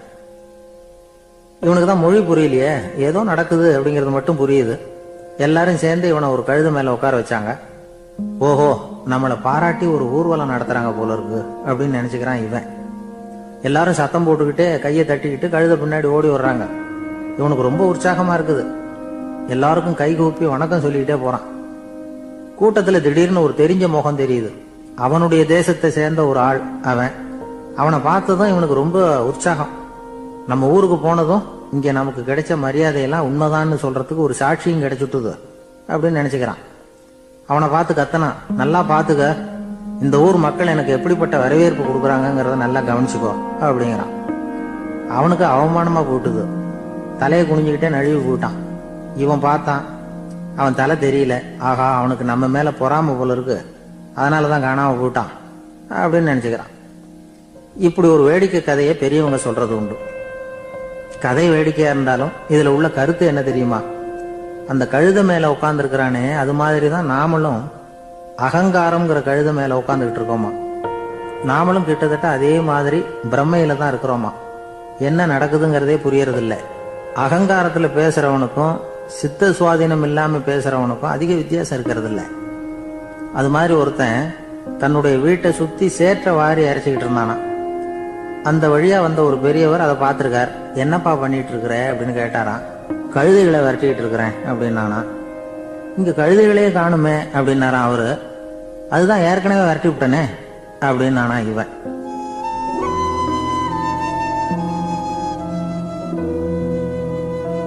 ஒரு ஊர்ல 4 நண்பர்கள் இருந்தாங்க. 4 பேரும் சோம்பேறிகள். 4 பேருக்கும் எந்த வேலையும் செய்யறதுக்கு உடம்பு வளையறதில்ல. இருந்தாலும் சோம்பேறித்தனத்துல ஒருத்தருக்கு ஒருத்தர் கொஞ்சம் வித்தியாசம் உண்டு. அதுக்கு தகுந்த மாதிரி அவங்களுக்கு பேர் அமைஞ்சு போச்சு. ஒருத்தன் கால் சோம்பேறி, இன்னொருத்தன் அரை சோம்பேறி, அடுத்தவன் முக்கால் சோம்பேறி, கடைசி ஆளு முழு சோம்பேறி. இவங்க 4 பேரும் நண்பர்கள். அப்புறம் எப்படி காரியம் நடக்கும்? 4 பேரும் ஒரு வீதியில அப்படியே நடந்து போயிட்டு இருக்கிறாங்க. நல்ல பசி. எங்கேயாவது சோறு போடுவாங்களா அப்படின்னு பார்த்துக்கிட்டே வந்தாங்க. அவங்க வந்த வழியில ஒரு ரூபாய் காசு கிடந்தது தரையில. அவங்க கண்ணுல அது பட்டுது. ஆனாலும் அதை குனிஞ்சு எடுக்கணுமே, அதுக்கு சோம்பேறித்தனம். முழு சோம்பேறி பார்த்தான். பக்கத்துல வந்துகிட்டு இருந்த முக்கால் சோம்பேறி கிட்ட சொன்னானா, டேய் அதை கொஞ்சம் குனிஞ்சு எடுறா அப்படின்னானா. அவன் என்ன பண்ணான் தெரியுமா? அதுக்கு அடுத்தபடியா வந்த அரை சோம்பேறி கிட்ட சொன்னானா, டேய் நீ அதை கொஞ்சம் குனிஞ்சு எடுறா அப்படின்னானா.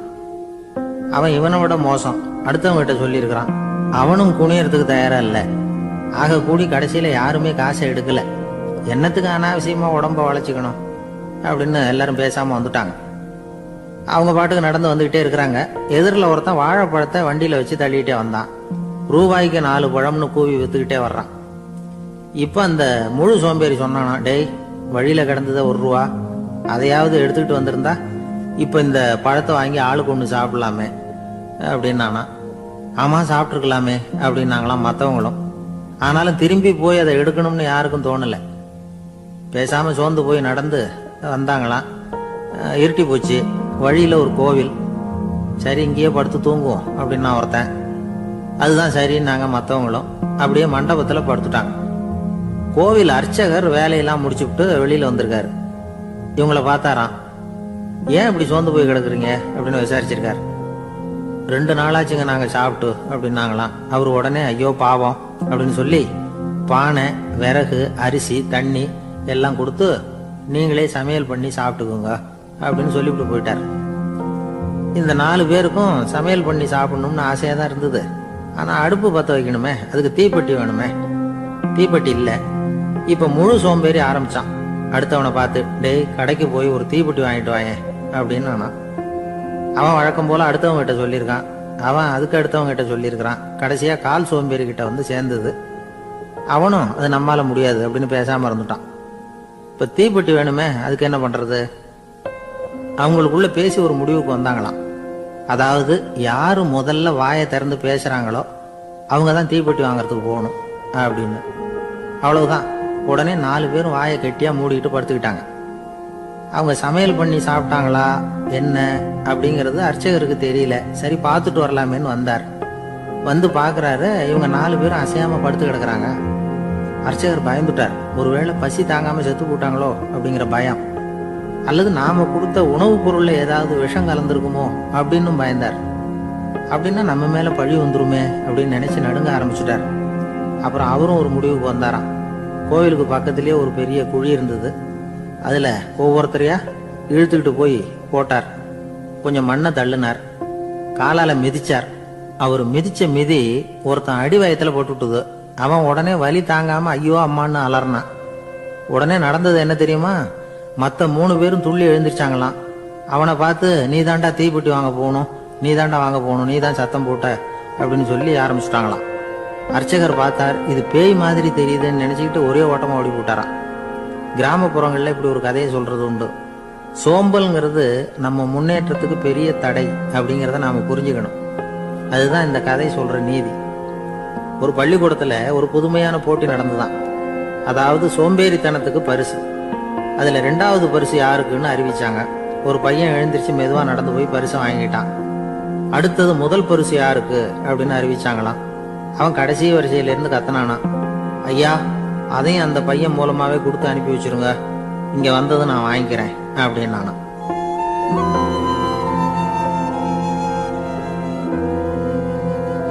ஒரு ஊர்ல ஒரு ராஜா இருந்தார். அவரு ஒரு நாள் காலையில அரண்மனையில மேல் மாடத்துல வந்து நின்றுகிட்டு இருந்தார். அப்போ ஒரு ஆள் வீதியில ரொம்ப வேகமா ஓடிக்கிட்டு இருக்கான். அதை ராஜா கவனிச்சார். அவன் மனசுல ஏதோ ஒரு தவிப்பு இருக்குங்கிறத புரிஞ்சுக்கிட்டார். உடனே அரண்மனை சேவகர்களை கூப்பிட்டார். அந்த ஆளை இங்க அழைச்சிட்டு வாங்க அப்படின்னார். இவங்க ஓடி போய் அந்த ஆளை அழைச்சிட்டு வந்தாங்க. மன்னர் முன்னாடி நிறுத்தினாங்க. மன்னர் அவனை நிமிர்ந்து பார்த்தார். எதுக்காக இவ்வளவு வேகமா ஓடிக்கிட்டு இருக்கிற அப்படின்னு கேட்டார். இதுக்கு அவன் சொன்னா, மன்னா, நம்ம கோட்டையின் வடக்கு வாசல் இருக்கு இல்லையா, அது ஓரமா ஒரு பெரிய பாறாங்கல் கிடக்கு. அதுக்கு அடியில நான் ஒரே ஒரு வெள்ளி நாணயத்தை புதைச்சி வச்சிருக்கேன். அது இப்ப எனக்கு தேவைப்படுது. என்னுடைய மனைவிக்கு ஒரு பரிசு வாங்கி கொடுக்க வேண்டியிருக்கு. அதுக்காக தான் அவசரமா ஓடிட்டு இருக்கிறேன் அப்படின்னா. மன்னர் யோசனை பண்ணார். அப்புறம் சொன்னார், அதுக்காகவா இப்படி ஓடுற? பரவாயில்ல, அதை பத்தி கவலைப்படாத. நான் உனக்கு 10 வெள்ளி காசுகள் தர்றேன், வாங்கிட்டு திரும்பி போ அப்படின்னார். இவன் தலையை சொரிஞ்சான். மன்னா, நீங்க கொடுக்கறத ரொம்பவும் மகிழ்ச்சியோட வாங்கிக்கிறேன். இருந்தாலும் அதுக்கப்புறம் அந்த வடக்கு வாசலுக்கு போய் அங்க இருக்கிற ஒரு நாணயத்தையும் எடுத்துக்கிட்டு போயிடுறேனே அப்படின்னாங்க. இத பாருப்பா, அந்த ஒரு நாணயத்தை மறந்துடும், உனக்கு 100 வெள்ளி நாணயங்கள் தரேன் இருக்காரு. மன்னா, ரொம்ப மகிழ்ச்சி. உங்க மாதிரி தாராள குணம் வேற யாருக்கும் வராது. நீங்க கொடுக்கற 100 நாணயங்களையும் வாங்கிக்கிறேன். இருந்தாலும் வடக்கு வாசலுக்கு போய் அதையும் எடுத்துக்கிட்டா 101 ஆயிடுமே அப்படின்னானா. இத பாருப்பா, அந்த ஒரு நாணயத்தை மறந்துடும், அது எக்கேடாவது கெட்டு போட்டோம். நான் உனக்கு 100 பொற்காசுகள் தரேன், அதையாவது வாங்கிட்டு வந்த வழியிலேயே திரும்பி போடுன்னாராம். தங்க நாணயங்களே தரேன்னு சொல்றீங்க, தாராளமா வாங்கிக்கிறேன். இருந்தாலும் வடக்கு வாசலுக்கு போய் அப்படின்னு மறுபடியும் ஆரம்பிச்சான். அரசர் வந்து பொறுமை இழந்துட்டார். கடைசியா ஒரு முடிவுக்கு வந்துட்டார். இத பாருப்பா, உனக்கு என்னுடைய ராஜ்யத்திலேயே பாதியை கொடுத்துடுறேன், அப்படியாவது திருப்தியா திரும்பி போ அப்படின்னாராம். மன்னா, உங்களுடைய பெருந்தன்மைக்கு ஈடு இணையே கிடையாது.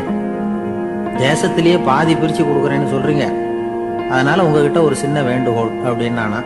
சொல்லுன்னாராம் மன்னர் ஆர்வமா. இவன் மெதுவா ஆரம்பிச்சான். அப்படி இந்த ராஜ்யத்தை 2ஆ பிரிக்கிறப்போ அந்த வடக்கு வாசல் இருக்கிற பக்கத்தை என்கிட்டயே கொடுத்துருங்க அப்படின்னானா.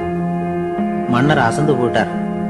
இந்த கதை எதுக்காகன்னு கேட்டா, மனம்ங்கிறது ஒரு குரங்குங்கிறத புரிஞ்சுக்கிறதுக்காகத்தான். உன்னை புடிச்சுக்கிட்டா லேசில விடாது.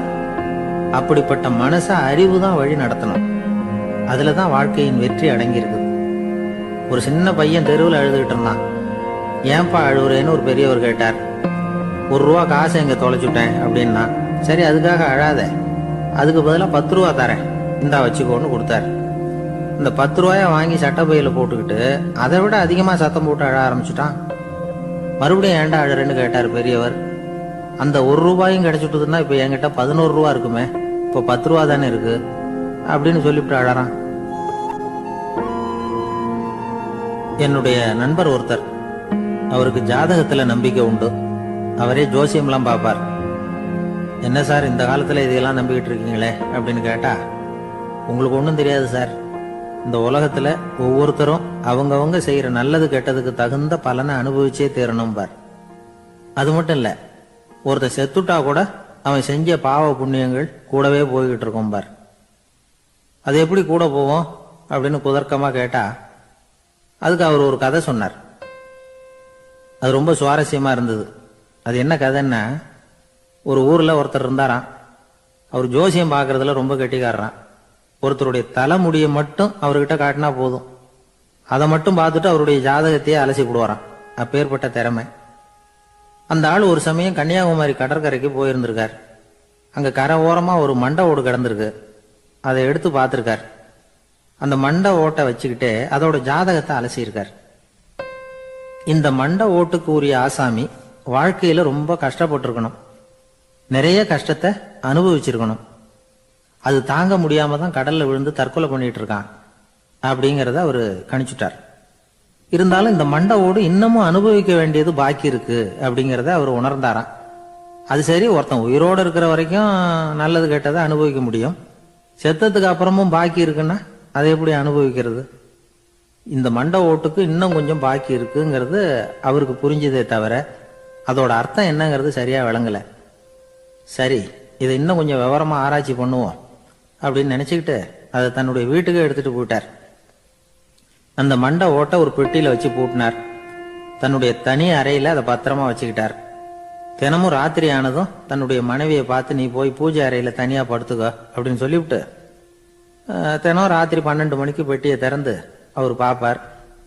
மண்டை ஓடு அப்படியே இருந்தது தவிர இன்னும் கொஞ்சம் பாக்கி இருக்குங்கிறதுக்கு அர்த்தம் அவருக்கு விளங்கல. அந்த மண்டை ஓட்டுக்கு இன்னும் என்ன பாக்கி இருக்க போகுது? எப்படியோ ஒரு 10 நாள் போச்சு. அந்த வீட்டம்மாவுக்கு சந்தேகம் வந்துட்டுது. நம்ம வீட்டுக்காரரு நம்மளை தனியா ஏன் தூங்க சொல்றார் அப்படிங்கிற சந்தேகம். உடனே பக்கத்து வீட்டு அம்மா கிட்ட விஷயத்த சொல்லியிருக்கிறாங்க. அந்த அம்மா உடனே, நீ கவலைப்படாத, நான் கண்டுபிடிச்சு சொல்றேன் அப்படின்னு சொல்லிவிட்டாங்களாம். அன்னைக்கு ராத்திரியே ஜன்னல் வழியா எட்டி பார்த்துருக்குறாங்க.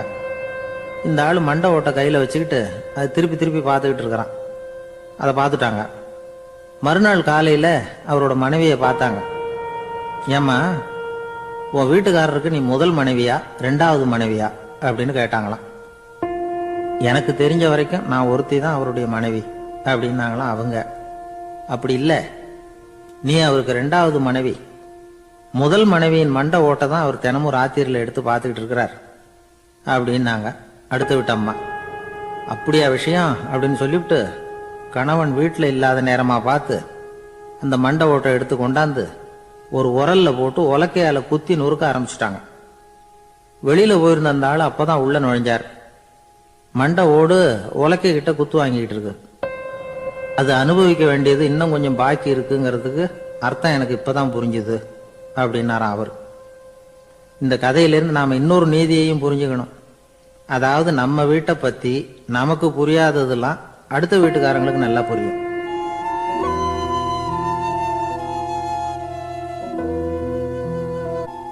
ஒரு ஊர்ல ஒரு ஆள் இருந்தான்.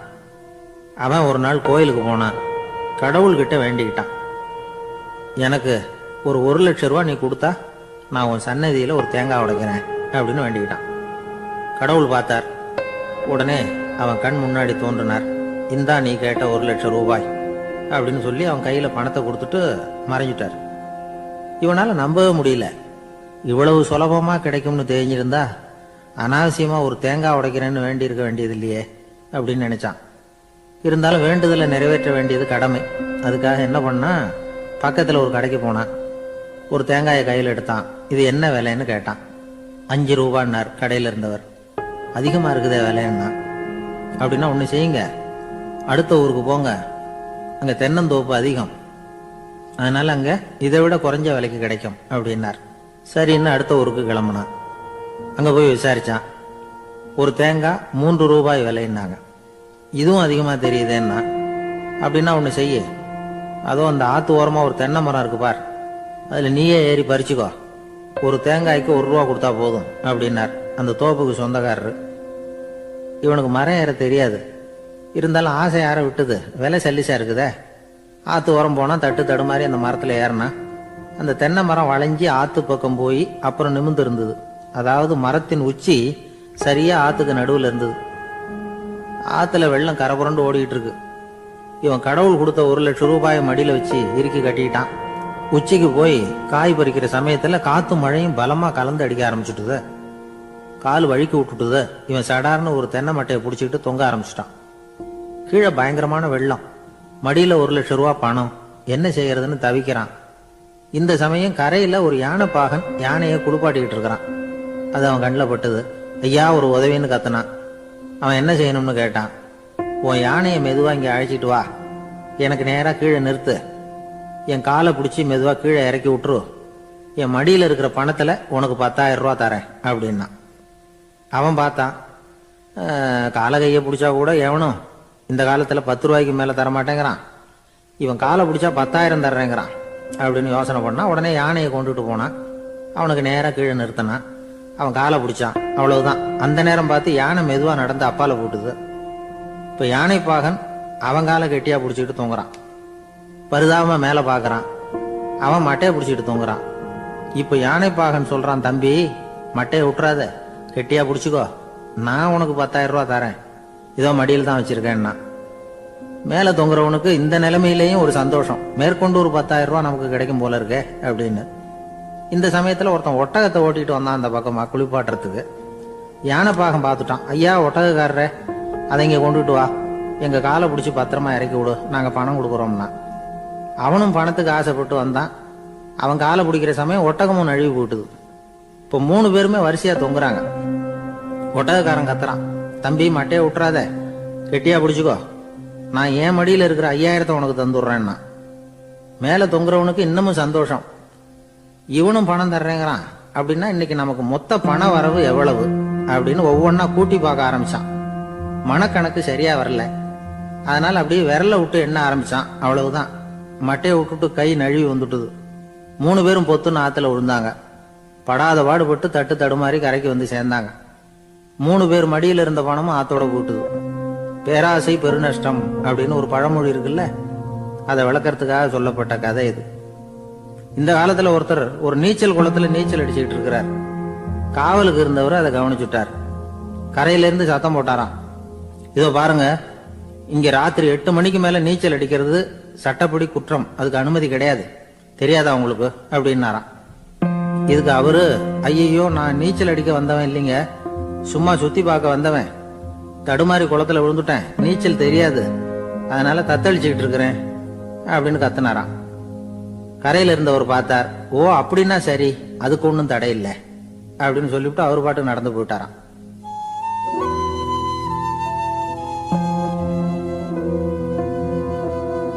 ஒரு ஊர்ல ஒரு ஆள் இருந்தான். நிறைய பணம் சேர்த்தான். அவனுக்கு சம்பாதிக்க தெரியுமே தவிர செலவு பண்ண தெரியாது. மகா கஞ்சன். காசை கையில எடுக்கவும் மாட்டான். எடுத்தா செலவு செய்ய வேண்டியிருக்குமே, அதனால இப்படியே அவன் காலத்தை ஓட்டி விட்டான். வயசாயிட்டுது. அவனுடைய மனைவி ஒரு நாள் கேட்டாங்க, இவ்வளவு நாளா நீங்க என்ன எங்கேயுமே அழைச்சிட்டு போனதில்லை, இப்போவாவது அழைச்சிட்டு போகக்கூடாதா அப்படின்னாங்க. எங்க போகணும் சொல்லுன்னா. காசிக்கு போகணும், கங்கையில குளிக்கணும்னாங்க. இவன் பார்த்தான், இதுக்கு ஏன் அவ்வளவு தூரம் செலவு பண்ணிட்டு போகணும், நம்ம ஊர் ஆத்துலயே குளிக்கலாமே, இதுவும் புண்ணிய நதி தான், இங்க குளிச்சா அங்க குளிச்ச பலன் கிடைச்சிரும் அப்படின்னா. சரின்னு 2 பேரும் ஆத்தங்கரைக்கு போனாங்க. அன்னைக்கு ஏதோ விசேஷம், நிறைய கூட்டம், நிறைய பேர் குளிச்சுக்கிட்டு இருக்கிறாங்க. கரையில சில புரோகிதர்கள் நின்றுகிட்டு இருக்கிறாங்க. குளிக்கிறதுக்கு முந்தி அவங்க கிட்ட உட்காந்தா ஏதோ மந்திரம்லாம் சொல்லுவாங்க, கொஞ்சம் காசு கொடுக்க வேண்டியிருக்கும். அதனால இவன் என்ன பண்ணா, ஆத்தங்கரையிலேயே கொஞ்சம் தூரம் போனான். ஊரை விட்டு தள்ளி வந்துட்டான். அங்க யாருமே இல்லை. அப்பாடான்னு சந்தோஷப்பட்டான். குளிக்கலாம்னு புறப்பட்டான். இந்த நேரம் கடவுள் பார்த்தார், இந்த கஞ்சனுக்கு ஏதாவது புத்தி போகட்டணும் அப்படின்னு நினைச்சார். உடனே ஒரு புரோகிதர் மாதிரி உருவத்தை மாத்திக்கிட்டு அந்த ஆள் முன்னாடி வந்து நின்னார். அவனுக்கு அதிர்ச்சி, இங்க யாருமே இருக்க மாட்டாங்கன்னு நினைச்சா இங்கேயுமே ஒரு ஆள் வந்துட்டாரு, என்ன பண்றதுன்னு யோசனை பண்ணான். புரோகிதர் உருவத்தில் இருந்த கடவுள் சொன்னார், இதை பாருங்க, இன்னைக்கு விசேஷ நாள், நீராடுறதுக்கு முன்னாடி சுயகல்பம் பண்ணிக்கிறது ரொம்ப நல்லது அப்படின்னார். என்கிட்ட பணம் எதுவும் இல்லையேன்னா. பரவாயில்ல, அப்புறமா கொடுங்க, வாங்கிக்கிறேன், ஆனா ஒண்ணு, எவ்வளவு கொடுப்பீங்கிறத மட்டும் இப்பவே சொல்லிவிடுங்க அப்படின்னார். இவன் ரொம்ப யோசனை பண்ணான். ஒரு 10 பைசா தரேன் அப்படின்னா. சரின்னு ஒத்துக்கிட்டு எல்லா கிரியைகளையும் அவர் செஞ்சார். அதுக்கப்புறம் கணவனும் மனைவியும் ஆத்துல குளிச்சாங்க. அவர் போயிட்டார். கொஞ்ச நாள் கழிச்சு அவன் வீட்டுக்கு வந்தார் கடனை வசூல் பண்றதுக்கு. வாசல்ல நின்றுகிட்டு இருந்த அவன் மனைவி இவரை பார்த்ததும் தயங்க ஆரம்பிச்சாங்க. அந்த அம்மா கிட்ட விஷயத்த சொன்னார். அந்த அம்மா ஓடி போய் உள்ள இருக்கிற தன்னுடைய கணவர்கிட்ட சொன்னாங்க. அவன் யோசனை பண்ணான், இப்ப வெளியில போனா அவனுக்கு 10 காசு கொடுக்க வேண்டியிருக்கும், அதனால எனக்கு காய்ச்சல்னு அந்த ஆளுகிட்ட சொல்லிவிடு, இன்னொரு சந்தர்ப்பத்துல என்ன வந்து பார்க்க சொல்லு அப்படின்னா. அந்த அம்மா போய் சொன்னாங்க. அப்படிங்களா, அப்படின்னா அவரை நான் உடனே போய் பார்க்கணுமே அப்படின்னு உள்ள நுழைய ஆரம்பிச்சார். அவங்க மறுபடியும் இருங்க இருங்க தான் வரேன்னு சொல்லிவிட்டு உள்ள ஓடி விஷயத்த சொன்னாங்க. இது எதுடா வம்பா போச்சு அப்படின்னு பார்த்தான். மனைவியை கிட்டத்துல கூப்பிட்டான். இதோ பாரு, ஜன்னி கண்டு நான் இறந்து போயிட்டதா சொல்லிவிடு அப்படின்னா சொன்னாங்க. புரோகிதர் பார்த்தார். அப்படின்னா ஒரு வழியா இருந்து அவருடைய இறுதி சடங்குகளையும் நானே முடிச்சுட்டு போயிடுறேன் அப்படின்னார். உள்ள இருந்தவன் யோசனை பண்ணான், அந்த ஆளு என்ன விடமாட்டான் போல இருக்கு, அதனால ஒரு சவப்பெட்டியில என்னை வச்சு தூக்கிக்கிட்டு மயானத்துக்கு போங்க பாத்துக்கலாம் அப்படின்னா. புரோகிதரும் விடுற மாதிரி இல்லை, கூடவே நடந்து போயிட்டு இருக்கிறார். அங்க இறக்கி சடங்குகளை முடிச்சுட்டு தீ வைக்கிற நேரம் பொட்டிக்குள்ள இருந்த நம்ம ஆளு அலறி அடிச்சுட்டு வெளியில ஓடி வந்தான். புரோகிதர் உருவத்தில் இருந்த கடவுள் சிரிச்சார், தன்னுடைய சுய உருவத்தை காட்டினார். அதுக்கப்புறம் அவனை கூப்பிட்டு, இத பாருப்பா, ஏன் இப்படி அல்லாடுற, ஏதாவது வரம் வேணும்னா கேள்தரேன் அப்படின்னார். அவன் யோசனை பண்ணான். பகவானே, ஒரே ஒரு வரம் தான் உங்ககிட்ட கேட்கணும்னா. என்ன வேணும் கேளுன்னார். அந்த 10 பைசா தட்சணையை தள்ளுபடி பண்ணா போதும் அப்படின்னா. கடவுளும் சரின்னு சொல்லிட்டு போயிட்டார். இப்படி ஒரு கதையை சுவாமி சிவானந்தர் சொல்லியிருக்கிறார். செல்வந்தர்கள் பல பேர் இப்படித்தான் இருக்கிறாங்க. தாங்களும் அனுபவிக்க மாட்டாங்க, அடுத்தவங்களுக்கும் கொடுக்க மாட்டாங்க. இது மாதிரியான கஞ்சர்களுக்கு இந்த உலகம் இல்லை அந்த உலகம் இல்லைங்கிறார் அவர். இந்த கதையில கடவுள் கடன் வசூலுக்கு வந்தது மாதிரி நம்ம ஊர் ஆள் ஒருத்தன் இன்னொருத்தர்கிட்ட 10 பைசா கடன் கொடுத்துட்டான். திருப்பி வாங்கறதுக்கு நடையா நடக்கிறான். கடைசியா கேட்டான், நீ எப்பதான் கடனை திருப்பி தரப்போற, அதை முடிவா சொல்லுன்னா. வர்ற வியாழக்கிழமை கண்டிப்பா கொடுத்துருவேன் அப்படின்னானா அவன். அன்னைக்கு நான் ஊர்ல இருக்க மாட்டேனே அப்படின்னானா இவன். அதனால என்ன, நானும் தான் அன்னைக்கு ஊர்ல இருக்க மாட்டேன் அப்படின்னா. ஒரு ஊர்ல ஒருத்தர் இருந்தான். ஏதோ ஒரு சின்ன அலுவலகத்துல வேலை பார்த்துக்கிட்டு இருந்தான். ரொம்ப ஏழை. வர்ற கொஞ்சம் வருமானத்தை வச்சு வாழ்க்கையை ஓட்டிக்கிட்டு இருந்தான். ஒரு நாள் தெரு வழியா அவன் நடந்து வந்துகிட்டு இருக்கிறான். தெருவில் ஒரு காசு கிடந்தது. அதை பார்த்துட்டான். அது குனிஞ்சு எடுத்தான். அது ஒரு பழங்கால காசு. அந்த காசு நடுவில் ஒரு துளை இருந்தது. அதாவது துளையிட்ட நாணயம். பழங்காலத்தில் புழக்கத்தில் இருந்த ஒரு நாணயம் அது. துளையிட்ட நாணயம் கிடைச்சதுன்னா ரொம்ப நல்லது, அது அதிர்ஷ்டம் அப்படின்னு ஒரு நம்பிக்கை உண்டு. இவன் கையில் அது கிடைச்சதும் ரொம்ப சந்தோஷப்பட்டான். இனிமே என்னுடைய கஷ்டம்லாம் தீரப்போகுது, அதிர்ஷ்டம் என்னை தேடி வரும், நான் பணக்காரன் ஆயிடுவேன் அப்படின்னு சொல்லிட்டு அந்த காசை தன்னுடைய கோட்டு பையில பத்திரமா போட்டு வச்சுக்கிட்டான். அடிக்கடி அதை தொட்டு பார்த்துக்கிறது உண்டு, வெளியில் எடுக்க மாட்டான். இப்படியே கொஞ்ச காலம் ஆச்சு. அதுக்கப்புறம் என்னாச்சு தெரியுமா, நிஜமாவே அதிர்ஷ்டம் அவனை தேடி வர ஆரம்பிச்சுட்டு செல்வம் வந்து குவிஞ்சது. பணம், பதவி, புகழ் எல்லாம் வந்து சேர்ந்தது. சமூகத்துல அவன் ஒரு பெரிய மனுஷன் ஆயிட்டான். எல்லாரும் அவனை பாராட்டினாங்க. அவன் எதை தொட்டாலும் வெற்றி, எல்லாம் அந்த காசோட மகிமை அப்படின்னு அவன் மனசுக்குள்ள நினைச்சுக்கிட்டான். தினமும் காலையில இந்த கோட்டை போட்டுக்கிட்டு தான் வெளியில கிளம்புவான். புறப்படுறதுக்கு முன்னாடி கோட்டு பாக்கெட்டை தொட்டு பார்த்துக்குவான், உள்ள காசு இருக்கா அப்படிங்கிறத உறுதிப்படுத்திக்குவான். அதுக்கப்புறம் தான் வெளியில கிளம்புவான். இப்படியே பல வருஷம் ஓடி போச்சு. ஒரு நாள் அவனுக்கு அந்த ஆசை வந்துட்டுது. அதாவது அந்த துளையிட்ட நாணயத்தை எடுத்து கண்ணால பார்க்கணும் அப்படின்னு. காலையில சாப்பிட்டுக்கிட்டு இருந்தான். அப்போ தன்னுடைய மனைவி கிட்ட சொன்னான், ரொம்ப நாளைக்கு அப்புறம் என்னுடைய அந்த நாணயத்தை இன்னைக்கு வெளியில எடுத்து பார்க்க போறேன்னா. என்னத்துக்கு அது, இப்ப அதை பார்க்க வேணாமே அப்படின்னு மெதுவா இழுத்தாங்க அந்த அம்மா. இல்ல இல்ல, நான் பார்த்தே தீரணும் அப்படின்னு அவன் தன்னுடைய சட்டை பைக்குள்ள கையை விட்டான். உள்ள இருந்த நாணயத்தை வெளியில எடுத்தான். பார்த்தா அவனுக்கு ஆச்சரியமா போச்சு. அந்த நாணயத்துல தொலையே இல்லை. என்ன ஆச்சு அப்படின்னு சொல்லி அவன் ரொம்ப குழம்பி போயிட்டான். இப்போ அந்த அம்மா சொன்னாங்க, நான் தான் ஒரு நாள் உங்க கோட்டு ரொம்பவும் தூசியா இருக்கேன்னு சொல்லி அதை ஜன்னலுக்கு வெளியில உதறினேன். உள்ள இருந்த அந்த காசு அப்ப எனக்கு தெரியாது, ஞாபகத்துல இல்லை. அது தெருவில் விழுந்துட்டது போல இருக்கு. அதுக்கப்புறம் எவ்வளவோ தேடி பார்த்தேன், கிடைக்கல. அதுக்குள்ள அதை யாரோ எடுத்துட்டு போயிட்டாங்க போல இருக்கு. அது இல்லைங்கிறது உங்களுக்கு தெரிஞ்சா வருத்தமா இருக்குமேங்கிறதுக்காக நான் தான் வேற ஒரு நாணயத்தை எடுத்து சட்டை பைக்குள்ள வச்சுட்டேன் அப்படின்னு விவரத்தை சொன்னாங்க அந்த அம்மா. இது எப்ப நடந்ததுன்னு கேட்டான். உங்களுக்கு அந்த காசு கிடைச்சதே அன்னைக்கு மறுநாளே இது நடந்து போச்சு அப்படின்னாங்களாம். இத கொஞ்சம் யோசனை பண்ணி பாருங்க. அவனுக்கு அதிர்ஷ்டத்தை கொடுத்தது அந்த நாணயம் இல்லை, அவனுடைய நம்பிக்கை, அதாவது தன்னம்பிக்கை. அதுதான் வேலை செஞ்சிருக்கு.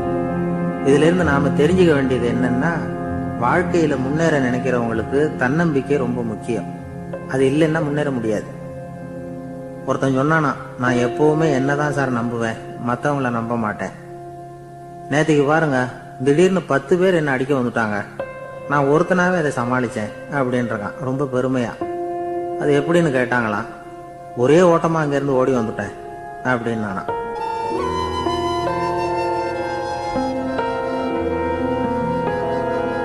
ஒரு ஊர்ல ஒருத்தர் இருந்தார், ரொம்ப நல்லவர்.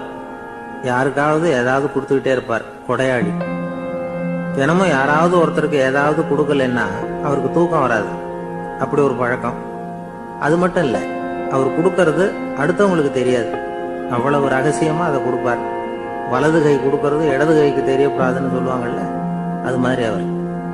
ஒரு நாள் ராத்திரி அவர் ஏற்கனவே தயாரா கட்டி வச்சிருந்த பணம் முடிச்ச கையில எடுத்துக்கிட்டு வீட்டை விட்டு வெளியில வந்தார். தெருவில் இறங்கி நடந்தார். இன்னைக்கு யாருக்கு தர்மம் செய்யறது அப்படின்னு யோசனை பண்ணிட்டு இருட்டுல நடந்து வந்துகிட்டு இருக்கிறார். யாரோ ஒருத்தர் எதிரில் வர்றது மாதிரி தெரிஞ்சுது. உடனே அவர் கிட்ட போனார். தன்கிட்ட இருந்த பணம் முடிச்ச அவசரமா அவர் கையில திணிச்சுட்டு திரும்பி வந்துட்டார். அப்பாடா, ஒரு வழியா யாருக்கும் தெரியாம இன்னைக்கு தர்மம் பண்ணியாச்சு அப்படிங்கிற மகிழ்ச்சி, மன நிறைவு அவர் முகத்துல. நிம்மதியா தூங்கினார். அப்புறம் எழுந்திருச்சார். மறுநாள் காலையில ஊரு பூரா ஒரே பேச்சு. என்ன பேச்சுன்னா, நேத்து ராத்திரி ஒரு திருடன் கையில யாரோ பணத்தை கொடுத்துட்டு போயிருக்கிறாங்க அப்படின்னு எல்லாரும் பேசிட்டு இருக்கிறாங்க. இத கேள்விப்பட்டதும் அந்த பெரியவருக்கு ரொம்ப வருத்தமா போச்சு. அடடா, போயும் ஒரு திருடனுக்கா உதவி பண்ணிருக்கிறோம், பிரயோஜனம் இல்லாம போட்டுதே அப்படின்னு நினைச்சார். சரி, இன்னைக்கு யாருக்காவது உதவி பண்ணணும் அப்படின்னு முடிவு பண்ணினார். ராத்திரி நேரம் வந்தது. இவர் வழக்கம் போல தெருவில் இறங்கி நடந்தார். கையில பணம் முடிச்சு. எதிரில் ஒரு பெண் உருவம் மங்களா தெரிஞ்சது. இவர் உடனே அந்த பெண் கிட்ட பணத்தை கொடுத்துட்டு திருப்தியா திரும்பி வந்துட்டார். மறுநாள் காலையில ஊரு பூரா என்ன பேசிக்கிட்டாங்க தெரியுமா?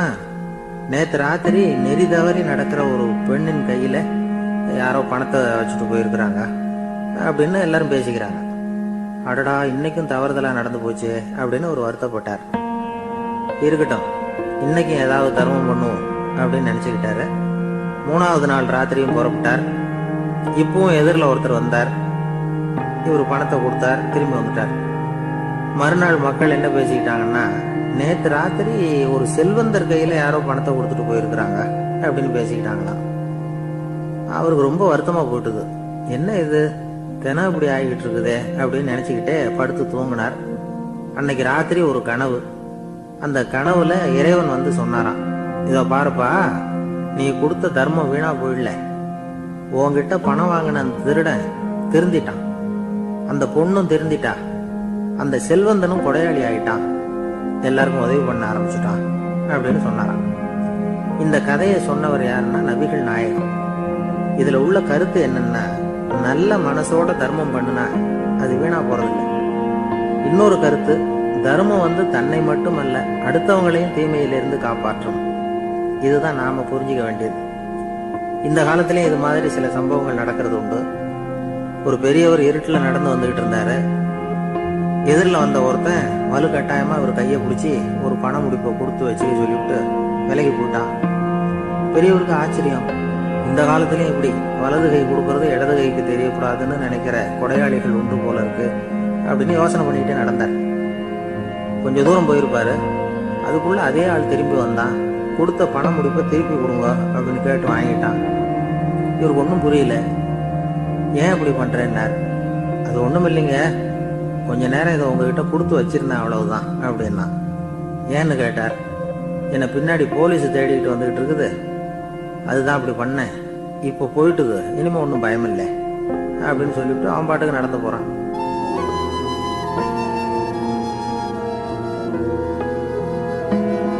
ஜெருசலேம், அங்க உள்ள ஒரு தேவாலயம். அதுல உள்ள பலிபீடத்தின் முன்னாடி ஒரு பெட்டி உண்டு. அது காணிக்கை பெட்டி. ஆலயத்துக்கு வர்றவங்க பிரார்த்தனை பண்ணிவிட்டு திரும்பி போற சமயத்துல அந்த பெட்டியில காணிக்கை போடுவாங்க. அவங்களால எவ்வளவு முடியுமோ அவ்வளவு போடுறது வழக்கம். அவங்க வசதிக்கு தகுந்த மாதிரி போடுவாங்க. வசதி உள்ளவங்களா இருந்தாலும் சரி, வசதியே இல்லாத வறியவர்களா இருந்தாலும் சரி, ஆலய காணிக்கை பெட்டியில காசு போடுறது அவங்களுக்கு ரொம்ப பெருமையான ஒரு செயல். ஒரு சமயம் இயேசு தம்முடைய சீடர்களோடு அந்த ஆலயத்துக்கு வரார். அங்க உட்காந்து ரொம்ப நேரம் வழிபாடு பண்ணிட்டு இருக்கிறார். சீடர்களும் அந்த ஜபத்துல கலந்துக்கிட்டாங்க. வழிபாடு முடிஞ்சுது. இயேசு உட்கார்ந்துருக்கிறார். காணிக்கை பெட்டியில காசு போடுறவங்கள கவனிக்கிறார். சீடர்களும் அதையே கவனிச்சுக்கிட்டு இருக்கிறாங்க. ரொம்ப பேர் வரிசையா வந்தாங்க. அவங்களால முடிஞ்ச அளவுக்கு காசு போட்டுட்டு அவங்க பாட்டுக்கு போய்கிட்டு இருக்கிறாங்க. வசதியானவங்க நிறைய பேர் வந்தாங்க. அதுக்கு மத்தியில வயசான ஒரு அம்மா, அவங்களும் வந்து காசு போட்டுட்டு போறாங்க. இப்போ இயேசு தன்னுடைய சீடர்கள் பக்கம் திரும்பினார். ஒரு கேள்வி கேட்டார். இப்ப இந்த காணிக்கை பெட்டியில நிறைய பேர் வந்து காசு போட்டுட்டு போறத நீங்க கவனிச்சிங்க. இன்னைக்கு இந்த காணிக்கை பெட்டியில ரொம்பவும் அதிகமா காசு போட்டது யார் அப்படின்னு கேட்டார். முதல்ல வந்தார ஒரு பெரிய மனுஷன், அவர் தான் அதிகமா போட்டார் அப்படின்னாரு ஒருத்தர். மூணாவதா வந்தவர் தான் அதிகமா போட்டார், நான் கவனிச்சேன் அப்படின்னாரு இன்னொருத்தர். இப்படி ஆளுக்கு ஒரு விதமா சொல்றாங்க. கடைசியா இயேசு சொன்னாராம், இன்றைக்கு அந்த பெட்டியில அதிகமா காசு போட்டவங்க அந்த வயசான அம்மா தான் அப்படின்னாராம். சீடர்களுக்கு ஒன்றும் புரியல. அந்த அம்மா ரொம்ப ஏழையாச்சே, அவங்க எப்படி அதிகமா காணிக்கை செலுத்த முடியும் அப்படிங்கறது அவங்க சந்தேகம். இயேசு விளக்குனார். நிறைய பேர் வந்தாங்க, நிறையவே காசுகள் போட்டாங்க, அது உண்மைதான். ஆனாலும் அந்த அம்மா என்ன பண்ணாங்க கவனிச்சிங்களா? வந்தாங்க, தன்னுடைய காசு பைய திறந்தாங்க, அப்படியே கொட்டுனாங்க. அதுல இருந்தது ரெண்டு காசுகள் தான். அந்த 2 காசும் காணிக்கை பெட்டியில விழுந்துட்டுது. மற்றவங்கெல்லாம் தங்கள்கிட்ட இருந்த செல்வத்தின் ஒரு சிறு பகுதியை எடுத்து பெட்டியில போட்டாங்க. ஆனா இந்த அம்மா தன்கிட்ட என்ன இருந்ததோ அதை அப்படியே போட்டுட்டாங்க. தன்னுடைய பிழைப்புக்காக வச்சிருந்த அவ்வளவையும் இழக்கிறதுக்கு தயாராயிட்டாங்க. அவ்வளவு தாராள மனசு அவங்களுக்கு. அதனால அவங்க செலுத்தின காணிக்கை தான் அளவுல அதிகம் அப்படின்னார். விலை மதிப்பில்லாத முத்து புதையல் ஒருத்தனுக்கு கிடைக்க போகுதுன்னு வச்சுக்கோங்க. அதன் மதிப்பை உணர்ந்தவன் என்ன பண்ணுவான்? அதை அடையறதுக்காக தன்கிட்ட இருக்கிற எதையும் கொடுக்கறதுக்கு தயாரா இருப்பான் இல்லையா? அது மாதிரிதான் இதுவும் அப்படின்னார். உலக மதிப்பீடுகளை துரும்பா தூசியா மதிச்சு அதையெல்லாம் உதறி விடுகிறவன் இறையருள் அப்படிங்கிற இணையில்லாத செல்வத்தை பெறுகிறான் அப்படிங்கிறது இதுல உள்ள கருத்து. இறைவனுக்காக இழப்பதுன்னா துன்பப்படுகிறவர்களுக்காக, ஏழைகளுக்காக, ஏதுமற்றவர்களுக்காக இழப்பது அப்படின்னு அர்த்தம். உங்கள் அயலானுக்கு நீங்கள் என்ன உதவி செய்தாலும் அதை எனக்கே செய்கிறீர்கள் அப்படின்னு இயேசு சொல்லியிருக்கிறார். அடுத்தவங்களுக்கு உதவணுங்கிற குணம் இன்னைக்கு ரொம்ப குறைஞ்சு போச்சு. ஒருத்தன் வாழைப்பழத்தோல் வழுக்கி கீழே விழுந்துட்டான். பக்கத்துல இருந்த நண்பன் உடனே இவனை தூக்கிக்கிட்டு போய் ஆஸ்பத்திரியில சேர்த்துட்டான்.